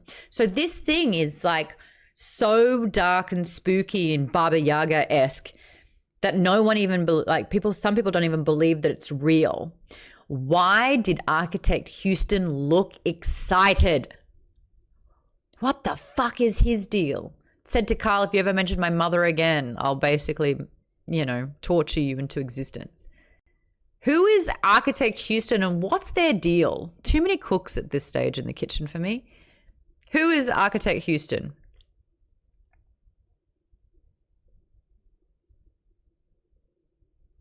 Can we look it up and get a Carl wiki? He's, someone from the Lem Extortion, I think. Or no, the he's Lem a piece Extortion of was shit. Yeah. Thanks, Ali. He has animosity with Carl, the head of that one faction. He's also working with the people who try to hijack Carl when he was trying to get Maria under control and Viceroy got teleported, but it didn't fully work. And then God, we haven't even talked about that. Yeah, that was weird because it just felt like things just did I skip a chapter in this? 100%. So, okay, we're flinging back and forth around here as well. Houston is the warlord of the Viceroy faction war team. Thank you, Lisa. Viceroy, who else said that? Not the Lemon Consortium. Oh, KP Dubs, head of one faction. Anyway, we got there. There was an attempt of using outside information, and this is where we first start hearing about spies. And Carl's like, what? Spies? Oh, that's the first time I'm hearing about it. Essentially, Cartier is going into a regression where to kick the side effects of a particular drug that she's been taking, she has to go back into it and face the fear, face the bad thing. Carl is deciding that didn't get the approval of Donut to do this, doing it behind her back, but he's going to help her with it. There has been a lot of talk online about Carl and Cartier's relationship. A lot of people are saying that they actually have feelings for each other. People saying, I know this isn't a romance book, but I've read my fair share of romance, and this is a friends to lovers situation. Absolutely. Cartier's in a relationship with Bautista. She's keeping him out of that completely. She's turning to Carl to help in this most vulnerable moment. She's mad at Carl only because he's letting people take advantage and hurt him. She's trying to protect him. Do you think that there's something going on here? And this ain't the first time I brought this up on this book club either. You mean? No, I refuse. I want a great platonic friendship. All right, that's what I want. It might be one-sided. Everything. It might be one-sided. Someone mentioned on the Reddit that Donut has shaded Carl so much, basically even insinuating at the start of the book that dicks could fall all over him and he wouldn't be aware, right? She's just outing him as someone who is oblivious when it comes to anything to do with feelings. Hell, we started this book and he's watching his girlfriend's cat while his girlfriend is in the Bahamas cheating on him. this is from Carl's point of view. Reddit is saying that Carl is an unreliable narrator. And just because he's not clocking that Katya might have feelings for him doesn't mean that those feelings are not there. Can we be okay with Donut and Ferdinand going from enemies to lovers? I saw you write this in the Fable, and I was going to respond saying the way that Jeff Hayes does Ferdinand's voice, it's a lot like, it's like a grislier version of, I've already forgotten the Quasar's voice. So Ferdinand sounds like this, right? And because Donut sounds like this, ain't no way. Ain't no way that that's how that's going. Hey, kitten. Yeah, that's right. To be fair, he's in a literal war zone and has no time to focus on romance, barely even friendship. I get that completely. Katya is in a relationship. I feel Katya is able to have those sorts of feelings. I think that Katya has recognized that maybe Carl has no capacity for that, and Bautista did have spoons, did have availability. I think Katya is incredibly isolated and lonely. I think that the betrayal of like someone she thought was her best friend trying to assassinate her, learning from Eve that everyone just thought she was pathetic and like they were almost using her, like she has such lack of trust and her self-esteem plummeted. She turned to drugs to numb her pain. Yes, I feel like Katya's got feelings for Carl. Now, if I were in that dungeon, can you see the title of this goddamn book for a second? If I were in that dungeon and Carl was running at me like that, you bet your butt I would have feelings for that man. He's a fictional character, Maude. It doesn't matter. I've already told Matt Dinnerman that this long hair look, I was like, you tell Carl to call me when he gets out of that dungeon. Ali says, hell yeah, Maude. Me too. Colleen, can we weigh on this? Is Carl babe? Yes, no. Yep, she's nodding. Lisa, would you date Carl? Yes, no? Lisa's I think that's an obvious yes. obvious yes. Vanessa. And any of the guys, feel free to answer this. Would you, Carl? Yes, no? Sure, why not? Oh, Hell yeah. I like Carl. KP Dub's reminding me that he's a fictional character. Thank you, Zing. I like that one. Lia says only if the boxes stay on. I feel like he's on level 9 and he's still got no shoes and boxes. If it hasn't come out at this stage, it ain't gonna. You would feel so vulnerable if you were just in boxer shorts, right? It's a televised program. Yeah. I would be crossing them legs every dang day. There's who knows where these camera angles are, you know what I'm saying? He had to take the boxes off back in book 2. I forgot about that one. How so? Agent says so many red flags. Girl, what you doing? What do you mean there's red flags with Carl? How so? He had a bad childhood. And the second that he started getting a little sucked into the whole Donata thing, which was a little scary, we lost him for a little bit there. Donut was there to oh yeah, they ran into the stairs naked. That's right. That's right. He is super emotionally unavailable. This is not healthy. Oh, he's so emotionally unavailable, isn't he? And I'm not even here like I could fix him. That is not a thought that's gone through my head. Trust me. Oh, Yeah, but straight you- away, you- Ali. no, you But can't. I can fix him. All right, Ali, you try your best. Permission. I would almost say there's not a therapist in the world or the galaxy that is trained to handle Carl's emotional damage. Carl has suppressed. I've said this before. I'll say it again. Yeah, I can't break Carl. I've said it before. I'll say it again. If we were in a dungeon, someone who can suppress emotion, I think, is the best person that you could have in this state. If you have someone who gets emotional and every single thing that happens in this dungeon can absolutely ignite emotion. Are you kidding? Someone who can stay collected, that's how you survive. That's how you live. Carl is the anchor. I would stick to Carl like glue if I was in there. Agent says, thank you. Yes, emotions, violence, etc. But yes, I would run my hands through that hair. Vaden. It's like speaking of the motion thing, like it's funny you mention that because I think you're right. But like like the top callers in the game have been super emotional for the most part. Like Donut's very emotional. She's so emotional, and it's Lucia a Mara- liability sometimes.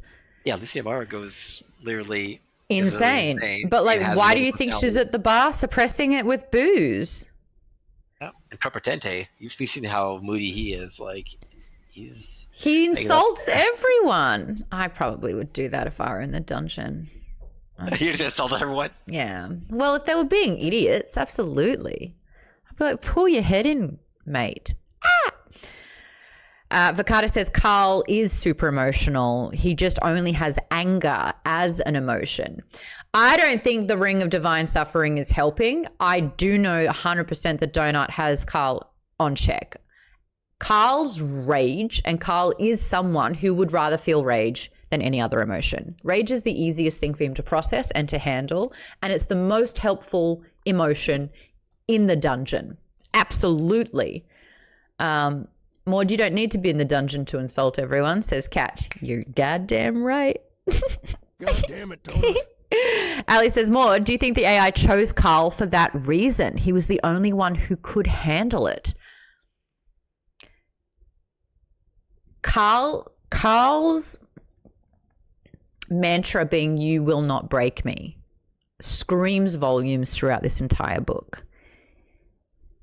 The AI and the dungeon, especially in the last book, was designed to find and manipulate and exploit all of your vulnerabilities. We've seen that throughout this entire thing. Ferdinand is in this because it was one of the only kind of relationship that Donut has ever had. They will use anyone who is alive or even dead, repackaged and repurposed to torment you in the dungeon. Does Carl have the healthiest dose of naivety when it comes to emotional relationships? Holy good Lord, yes. He didn't even know his girlfriend was cheating on him. Come on, fool. Is Donut brilliant? Yes. I think Donut has a lot of emotional maturity a lot of the time. I think she's incredibly clever. Do I think Carl would be a good person to be around when there isn't a constant catastrophic level threat? Maybe not. I think he would choose to stay a little naive. I think he would choose to sidestep a lot of hard conversations and decisions to protect his peace, right? Is Carl the perfect guy to have the kill switch? Yes. Is Carl the person that I would trust more than anyone in the dungeon? Yeah. Do I understand why the cracks are starting to show with him? Abso-freaking-lutely, and I'm shocked that it hasn't been as even more extreme than what we've seen. In fact, going back through other characters, we're looking at how they are transforming. Linar is a great example of this. We haven't really gotten to know Linar, and she's powerful. She's powering up more and more. We don't really get her. And I think that it's the quiet ones that are the ones to watch. She's almost like non-verbal. We're seeing Florence actually, I feel, getting softer. He's found out that Lucia Mara has all the children left on the world in her head, essentially. And so that's his prerogative now. That's his priority. We're getting a lot more depth. I would have thought for sure. Like Serendil Gore, great example. End of the last book. She could have found a will to fight and keep going. She opted out. The people that she entered with were dead. All of her hope was gone. She didn't want to keep being a puppet. She ended it. Sir Endilgor. So I get it. Ali says I get sociopath vibes from Lena. Agent, I'm not saying that out loud. Jeff says, I turned back in for a moment and I have issues with a ton of what's being said right now. I'll save it for part 2. All right. Aaron, you've had your hand up. Kind of go on the track of like Carl showing cracks and stuff when he was basically like, when they're like going after Princess Donatia and they're in the throne room and he's just about to like, go in for the kill and he's just feeling all the rage. Yeah. That's been pent up because he's just realizing like she was sponsoring Donut and then doing all these other shady things, like coming off as like a friend. Yep. But really, she's also just trying to screw them over. That pissed him off so much that he was about to just lose it fully, and Donut stops him. What It's was like, if really Donut wasn't there, he interesting, would- what's really interesting in that moment, and people have said this on Reddit as well, that like his anger was disproportionate in that moment. Like, but I understand where he's coming from at the same time. They're all in this together in a way. Prince Stalwart, when he was Prince Stalwart, he was showing exactly who he was. We knew he was an asshole. He wasn't trying to pretend otherwise. The betrayal that Carl felt with someone positioning themselves as an ally, positioning themselves as someone who was helping them, but was actually pulling the strings just as much, and loved the fact that this was just a game. I think this is like almost like, you know, when you find out with the Hunger Games, great example, that these billionaires are using people's lives for entertainment, and you are sickened by that, right? The deception piece unraveled Carl. Now, it was really difficult, I think, as the reader, to hear him that livid and that angry and wanting to give in to the violence. And I think it was so beautifully well done in the book, with Donut just being like, Carl, don't. I've got this. And he's like, no, let me do it. Come on. And she's like, nope. And him, in hindsight, being like, thank you, Donut. I need you to be able to be there for me like that. I don't know how many more we've got of those where Carl will actually listen to Donut when he's raging out that hard. Yes, academic. I would like to say that I think that it's more than just his own personal rage. We already mentioned it earlier, but we talked about Everly's experience. That's the one that was trapped in the tower and got smushed to death, right? Like that, she had that exact same experience of like, she thought she had someone that was sponsoring her, and that was what was ended up going to be her salvation, but it ended up being an ad, right? Like that. And it's not just that. I'm sure he's heard of multiple other stories like that in the cookbook, throughout the CrawlCon, all of these things. And like, it's not just his rage that he's bearing right now, it's the rage of all of these crawlers, right? And it's only further exemplified by these 50,000 other 10 plussers, right? That have come to his aid, right? It's like, oh, I'm not just carrying my rage, I'm carrying the universe's rage, right? Yeah. So I think that there's more of that to that. And I do think it's so important with this cookbook, where he lives through all of their experiences. He also hears about these situations that they're faced with as well. How unfair it's been for so many. How some of them have had like demises that are just soul destroying. He's lived through their experiences too. So you're right. It's all compounding at a rate that it's wild that he can take. Vaden says, exactly, Maude. Carl's biggest emotional trigger is betrayal. Like Donut, they both get excessively angry in those moments. And Ali said, I think Carl was more mad because the princess was intentionally hurting Donut. He can handle if someone hurts him, but Donut is like his little sister. And Academic says, yeah, it is too much for one man to bear. What did Odette say? Says KP Dubs. Find out what's in it for them when they help you. Everyone's trying to get something out of everything. So, yeah, that's really interesting. But I do think that the quote that I really liked was Donut saying, you've got to get rid of that ring. And Carl's like, I can't. I need it to power up. I need it to stay strong. And Donut goes, strong won't matter if you're dead. And it's like, how far will this go? How many kills can you get on that ring of divine suffering? When you only just get 1 point more of whatever their highest stat was. Is it worth it? Aaron.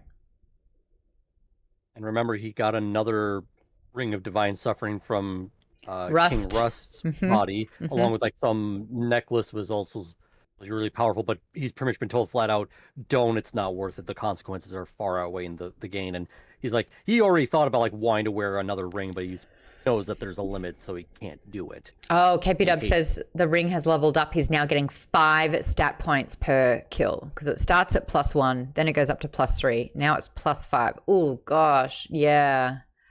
I would. And I think now, because he's on the ninth floor, he can mark multiple people. Yeah, if he's going to wipe out an entire, like, let's say horde, he can mass mark all of them. But again, if one of them doesn't die, he cannot heal until they're dead. So that's like, there's such a caveat with that. You have to know that you're able to kill them. And I thought that Donatia did a really interesting thing. She was purposely keeping herself injured so she wasn't at full health, so she couldn't be marked. But that was pretty scary, like that whole thing. She's screaming. She's, you know, begging for forgiveness. She's pleading for her life, and it's not working. And it was pretty gruesome the way that ended. While he's wearing it, he gets +5 bonus to all his stats. Holy shit, as if you wouldn't wear it. Yeah. And again, if it were anyone else, I don't think anyone else would have the, what am I going to call it, constitution to be able to take on the suffering of the ring. And this is the first time. He just wanted to take it out on someone who wronged him. Like, that's what I respect about with Carl. I think he's firm but fair. I think he's incredibly level-headed. Fortitude. Yeah, that's good too. Vicata says, this is actually weird about book 5. Prepotente had Miriam marked, but Carl marked her. Yeah, that was a bit wishy-washy as well. Did the AI send him the ring because of the river? We still don't know what this river is. Is it metaphorical? Is it actual? There's fan theories that it's to do with being primal. Aaron. AI didn't give him the ring. Frank and Maggie had the ring first, Yes. and he got it from their body or somebody's body. Prepotente wore one before. He wasn't sent the ring. Yes. Yeah, I know. Yeah, he got the first one from Frank and Maggie, and that's how it backfired, remember? Ooh, it was horrible. Not surviving the experience, probably. I feel I'd put it on, but definitely become an unrequited monster. Yeah, everything has a cost, right? Frank gave it to him at the Desperado. Tark, floor 6, had different rules. What's that one, Agent Orange?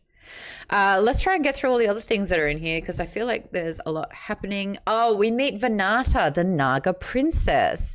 But you can call me the whore? Like, what? Anyway, the backstory for the Naga is wild.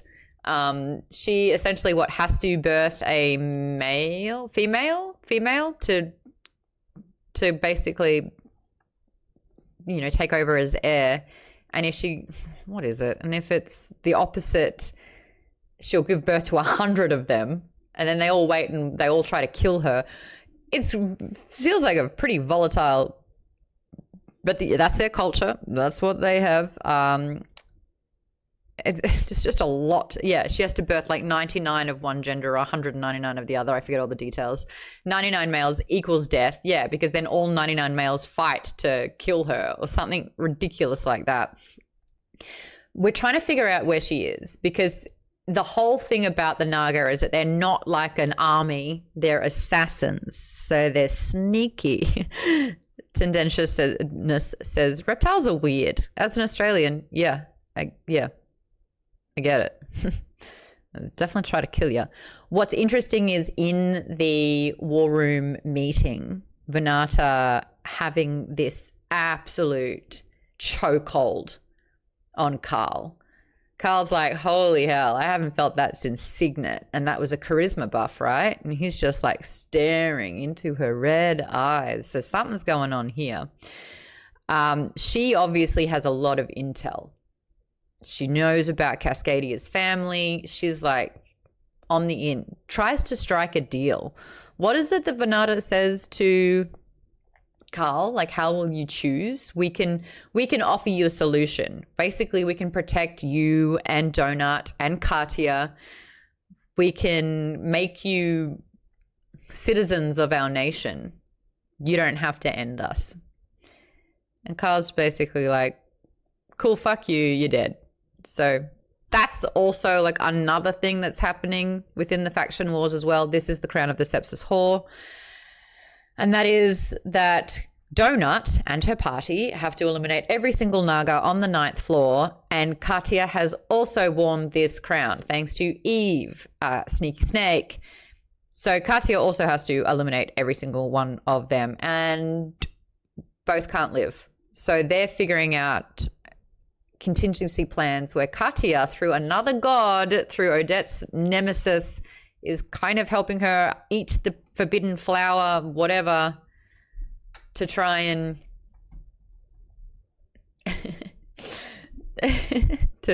thanks, tendentiousness. She's fucking Australian. We bloody swear a fuckload. Yep. Tendentiousness, where are you in Australia? I was just there last week. It was great. I still got jet lag. I slept until 10 a.m. this morning. Horrible. Ugh, no one needs that much sleep. Anyway, Canberra, whew, not much happens there. Kidding. I'm sure it's wonderful. I mean, I grew up in Brisbane. I'm so bored of that place. I left as soon as I could. Ugh, boring. Anyway, I don't really know what else to talk about with the Vanita, Donata, don't know her. Never met her. Whatever. Let's talk about Valtigue. This is really interesting. Valtigue is your favorite KPW. You're like, yay! Valtigue is an author of the cookbook. One entry only. Didn't know what to do with it. Got overwhelmed by the entire thing. Became a gargoyle so that he could just sidestep all of the challenges. Kind of, I guess, like an Agatha. Like, didn't really play or participate in the crawl. Just tried to survive it in the best way possible. Wasn't a team player. Felt incredibly ashamed leaving the dungeon. Recognized that the effects that he got as a gargoyle didn't turn over in the real life. Didn't have all the advantages of it. Hated himself. Hated that he didn't try to make things right. Hated that it was just one entry. Didn't want to even talk to the other cookbook authors. What a beautiful moment. Was it with Tippett? Was it Tippett that said, you can still help. Like, you can start now, essentially. I thought it was Porthos who. Was it Porthos? Porthos, yeah. Porthos is like, hey, dude. Just because you haven't done it to this point doesn't mean you can't start now. And Valtigue recognized that as everyone, all the other previous crawlers were sneaking onto the crawl for this particular stage and the faction wars, that he could give the greatest gift in this, and that was his life. And he essentially eliminated an entire faction. And it was just a beautiful moment of reflection and understanding. And Carl never even met him. This is the thing. Like, Carl has no idea who this is. Donut talks about the explosion, crediting someone else. They don't really get it. But what a beautiful moment as a ex-crawler to see the impact that has on you. He was just trying to survive and he felt guilty for that as well. Aaron, your hands up. Also, to backtrack in that same moment, but elsewhere prior to that, when King Rust is killed by Rosetta, she literally robs him and then immediately puts in the credit shit and then shunts it elsewhere. So it's like they're basically broke the royal family. Yep. Not only did they take out the patriarch of the whole line, and he, let's be real, seemed like the only sane one out of all of them, and he basically ridicules his children. He's like, they're idiots. And Rosetta decapitates him, doesn't even rob his body. So everything that Rust has on his body, not head, Carl now has access to. Carl has in his inventory. Rosetta uses that credit chit, billions of credits. And Donut is such a brat to Stalwart about it. Oh, but you're broke now. Oh, you've got no money. Oh, your credits are not good here. Because he's wearing the crown. It's like, I bet you he wouldn't, and he did. Oh, yeah. Yeah, they're laughing, howling laughing. Tome, I feel like we did this before, if it was to me or if it was Tome, and I've forgotten already, or Tom, and your middle name is E. I can't wait to discuss all the cookbook authors and cookbook snippets in the next stream. Got it. That's my homework. I'll prepare all of that. To be fair, we have in fact met the maestro, says Liar. Unfortunately, yes, we have. Ali says, so this is where I get confused because Carl is the narrator, but he also shares these details that he didn't experience. I feel like Carl is really a master narrator telling his story in the future. It's in present time, but there are excerpts from the cookbook that he is privy to having read it. But there's also POVs from crawlers that haven't engaged with Carl. So that particular Voltique chapter, Carl is not privy to at all. He never knew Voltique. He has no idea. He knows him as the one excerpt, one entry, and that's it. So there you go. Vakata says, I think since they aren't in his voice, they're just extra pieces for the narrative. Aaron says, I wouldn't be surprised if his narration moments are bits in the cookbook. I don't think he was entering his last moments in any cookbook because he doesn't have access to it anymore. Carl's got the cookbook. I'm saying like we're reading. No, I'm saying like anytime Carl is narrating, I'm wondering if it's like entries in the cookbook that he's basically just telling his entire story from when he got into the dungeon till now. That's my theory. No, there's chapters that he's not privy to. Milk is another one. Milk is Darren. So that's what I'm saying. Like anytime it's Carl's narration moments, when it's in his voice, that's entries in the cookbook. Everything else is their own thing. Yeah. And Milk's a really interesting one as well. Milk, says KP Dubs. Darren, you brought it up. Is Darren not here anymore? There you are. In the fable. Oh, he's deafened. Everyone wave to Darren in the chat so we can get his attention. If everyone starts waving and it's not him, there you go, it worked. I didn't deafen. Come back. Yeah. Okay, Darren, I'm talking about you. That's why we all started waving. You mentioned in the fable about Milk's sentence, basically. So she has to have, to be free of her, not conscription, servitude. She has to engage in 333 helpful ways to help a crawler. The problem is Milk has also been sentenced to a secret club that is behind a secret wall that no one has found. Indenture. Thanks, Aaron. She needs 333 more crawlers to find her hidden door map guild, right? And in the hundreds of years she's been a part of the crawl, she has been helpful, or she's been able to knock off 6 out of 333. And this is, indentured servitude. What is that called? Indentured servitude? What is that word? I keep saying it. Servitude. You didn't know what that word means. Slavery with more steps. Yep. And pushing back the posts every single time you pay a little bit off, you're owed even more. It happens a lot in... Contract slavery is another way of looking at it. Mm-hmm. Captain Awesome Ball says how that was supposed to be an enthusiastic hello, but instead, what did we get? Where was your hello? I didn't see it. I'm going to kill your mother. KB Dubs, yes, but Pony found her. He knows where Milk is. We got a flashback of Pony and Miriam. How is that for all the readers who was there when Miriam died? KB Dubs, how is that for you? It was tough because we got to see her again, but Milk helped. Milk's like, oh, please don't threaten me because then I'll have to tell you information. Because I have all of these things on me that would be very helpful. Yeah. I would hate to have to give them to you. Mm-hmm. Exactly. So Milk knew how to play the game. Except, warning, you have been helping the crawler if you do this again. So she's pushing what she can get away with as well. And I don't think she cares because I think she's a former author of the cookbook too, right? Mm-hmm. Well, Milk was mentioned by Rosetta on the show, right? Because it was Milk's entry that Milk found out about the tattoo transference. The Tourmaline, yeah. Yes. And now that Rosetta's in there, she's like, all right, let's go. I need the ingredients. We need to keep on with this. This is what I've been trying to tell you this entire time. My show got cancelled because I was trying to get this message across to you and you didn't get it, you thick boy. In both ways.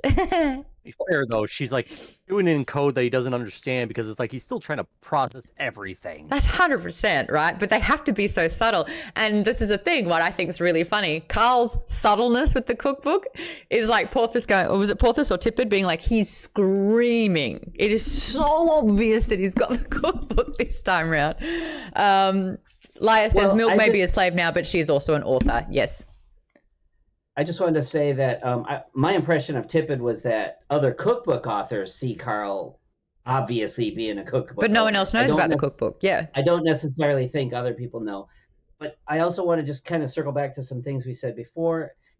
Carl's emotions and how he's got so much going on and he's broken.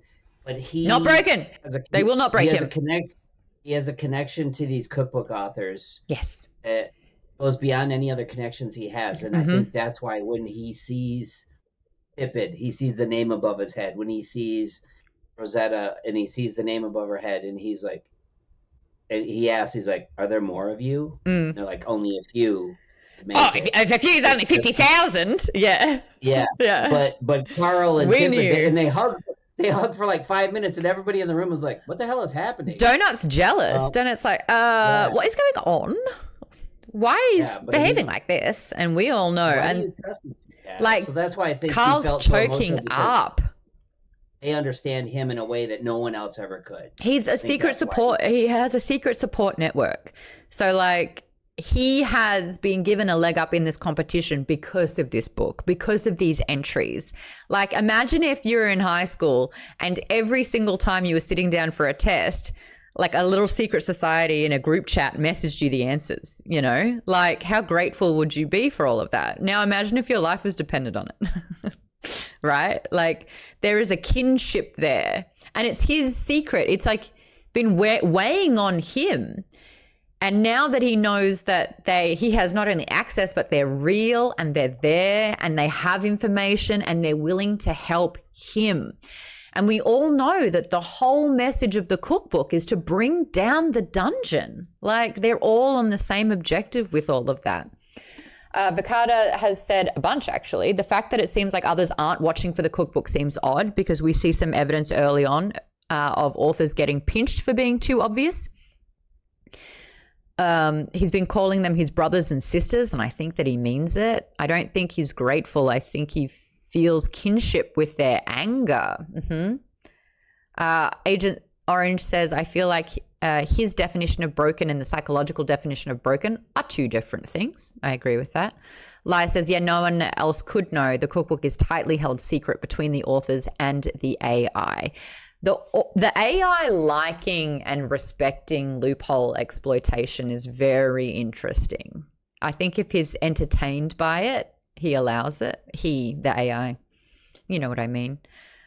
Oren might be kind of stuck watching the AI. Oren's really interesting as well. I really respected Oren in that moment that he had with the AI and with Carl. Like, I've just hung up on the president. You know what I mean? Like, there's a lot going on here. It's not, the stakes get higher and higher. It's not the end of the crawl. It's not the end of the level. It's not the end of a life. It's the end of the entire ecosystem. Like, there's so much, and he's trying to navigate it. And I don't know, like, just those interactions with Carl, I thought it was a really interesting chapter. Loopholes make for great television, and that's all the AI is really worried about. Is the AI or is the syndicate the bigger enemy at this point? Great question, KP Dubs. I would answer that as the syndicate will always be the enemy. The AI might not. And it depends how comfortable Carl is willing to play along nicely with the AI. The AI is the greater threat at this stage. The AI is the bigger, full stop. Poof. Laia says the syndicate. Aaron says it's a matter of perspective. See you, Agent Orange. Thanks for stopping by. We're actually out as well. We're over time. There was so much to talk about in this. I'm going to quickly look over. Oh my God, we didn't even talk about the fact that there are invisible soldiers, the Valte worms that were happening. Like, that's what they were dealing with. It's so great that Donut can see invisibility because there's secret forces that were infiltrating.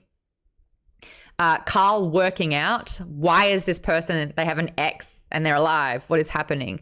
All right, cross-check on the recently deceased list, see if the person next to you is actually reanimated at this stage. So much was going on. Brittany being the liaison between Juicebox and the NPCs. For some reason, that's flagged in my brain. I don't know what's going on with Brittany. Something's happening there.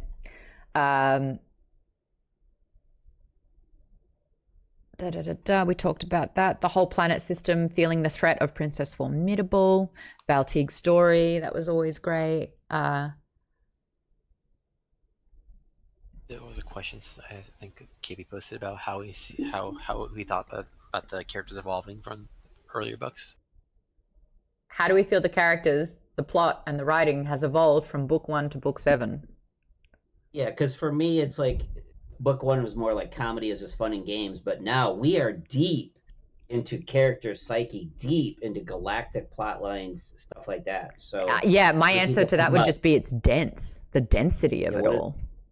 It was like, is Dinnaman evolving as much as the characters as a writer? I'm just curious what people. I mean, he keeps churning out these books as well. He's not stopping that flow. Hell yeah. Question that I had, now that we're in faction wars, and this is just a war, we don't have the usual mobs and bosses, city bosses, borough bosses, etc. Do you miss that? I never miss the city bosses, all the other bosses, and the way they escalated, because I know it's gone from like neighborhood to like I can't remember that one goes beyond that, but city and boss fight. Yeah, it's just, also just fun. I didn't really miss like just a straight up fight.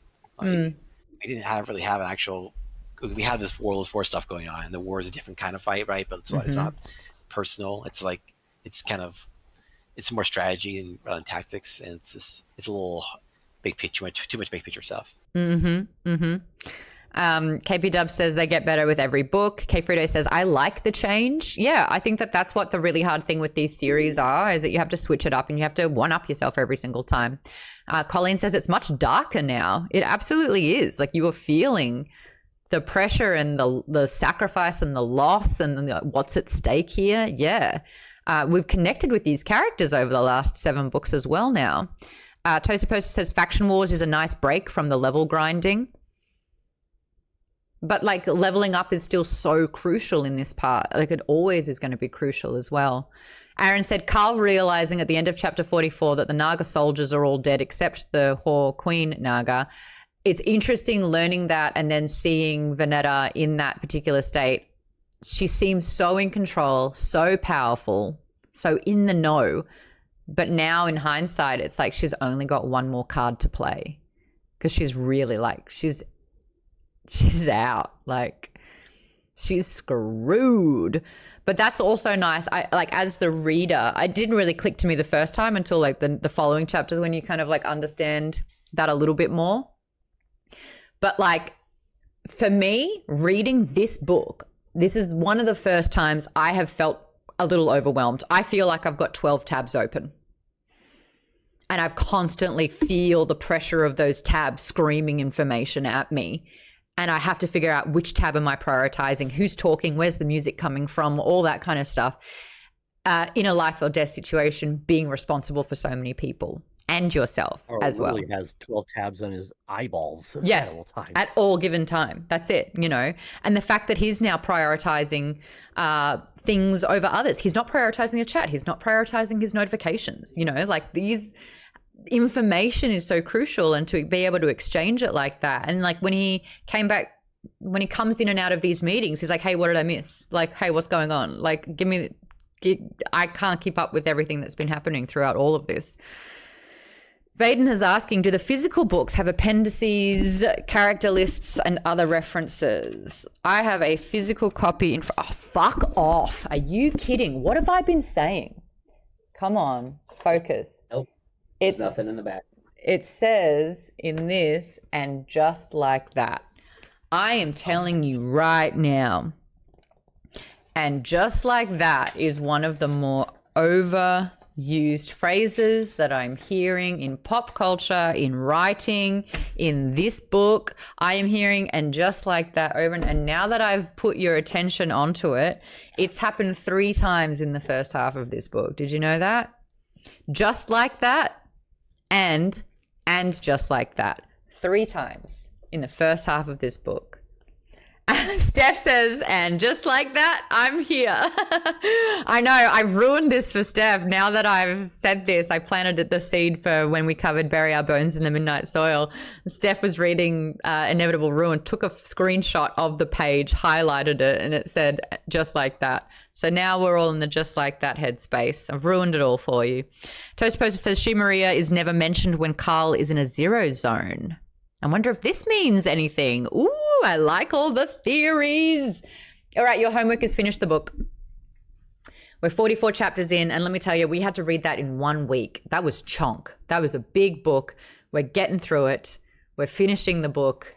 We also have a bonus book this month, and that is going to be Edge Dancer. If you are reading the Stormlight Archive series with us, I know that's a nil for 2 for you this month, Timbo. It's Sanderson Light, as KP Dubs has just said. KP Dubs says, I have a coworker who says needless to say. Well, they keep saying it. Not that needless, well, it is, but everyone's got their thing. Sanderson Light is still reading the Encyclopedia Britannica. For some. Nope. For some. I recognized a crutch that I had. I listened back to my interviews. I hate watching my shit back. I don't like it. I found one, and I really don't like it because I think it can come across so obnoxious. Obviously. Is it? Is something obvious? Mine is obviously da-da-da-da. And I just think the connotation on that is like, well, everyone knows. Well, obviously, I need to cut that out real fast because I don't like, if someone said obviously to me as a crutch word, talking about something that I had no idea about, I'd be like, is it obvious? Because I didn't know. Like, I would hate someone dishing obviously to me, and yet it is my crutch word. Yeah, I know what you mean. Though. Like basically, you need like a filler word, right, to stall a little bit to get the rest of your sentence through. Clearly, so clearly would be another one. Clearly, da-da-da. But it's not. Is it clear? Is it? I need a better crutch word. By the way, thank you, Steph, for resubscribing for 17 months. It's lovely to have you here. What could be a better one than obviously? Obviously. When Snape says it, it's great. When Maude says it. Turn to page 394. Obviously. I don't say like obviously or clearly, but I do use a lot of like essentially. Well, I know yours. It's essentially. Essentially or well or like. It's essentially. Okay. But essentially still works. Essentially, it's right. This. Essentially. It sounds less rude. Maybe also. I'll take on essentially over obvious. Obviously. Obvious. And you tried out to be a Defense Against the Dark Arts teacher? Yes, correct. And you didn't get it? Obviously. Oh, it's so good. Anyway, JK sucks. It's plain to see. No, Toaster, that's terrible. It's not plain to see. Evidently. No. Tredentiousness. I'm trying to avoid the obnoxiousness of having a crutch word being like to state the obvious. You know what I mean? Because that's like language. That's not a good thing. If I'm saying, well, obviously this, obviously the movie starts with this. Is it obvious for everyone? Maybe. Keep It Up says, like, you say like way too much. Like's harmless. I've noticed. Maybe I've noticed. It's just an observation. In my humble opinion. Like and subscribe. All right, on that note, finish the book. I'll see everyone here same time next week. 5 till 7 p.m. PT. Thanks for all the follows. Like and subscribe. Kidding. I'll see you in the Discord. I think that because this book is so chunky and we're going full spoilers next week, it's all hands on deck. Let's figure out who all these authors are. Let's get blurbs together. Let's get brainstorms. Let's talk fan theories. Let's deep dive. Let's tinfoil hat together. It's going to be a lot of fun. I'm surprised that I'm only 17 minutes over as well, honestly. There was a lot to talk about. And there weren't tangents! Yay! Winner chicken dinner. Alrighty, everyone, let's raid. Raid? Who are we raiding it to? I like that Raid made it to Australia, by the way. What are we feeling? I have some people that I started following recently that only have 3 people watching right now. They just got affiliate like a week ago. Affiliate? Okay, give me one of them. Are they good? They're not going to come on board and be like, and here's how you become a Nazi. That's the only thing I worry about. No, I wouldn't say that they're family friendly. I mean, I'm not either. Kiwi are appalled. But it's Feral Goblin Gal. Oh, I mean, immediately yes. That's a great name. Yeah. Immediately yes. Gal, G-A-L? Yes, all one word. Feral Goblin Gal. All right, everyone, let's drop some books and bombs. Back to the bar. Nice. And I was actually talking to her about book club earlier. Oh, fantastic. All right, let's give Feral Goblin Gal a lovely warm welcome. What a great name. And I'll see everyone next week. Bye-bye. Bingo.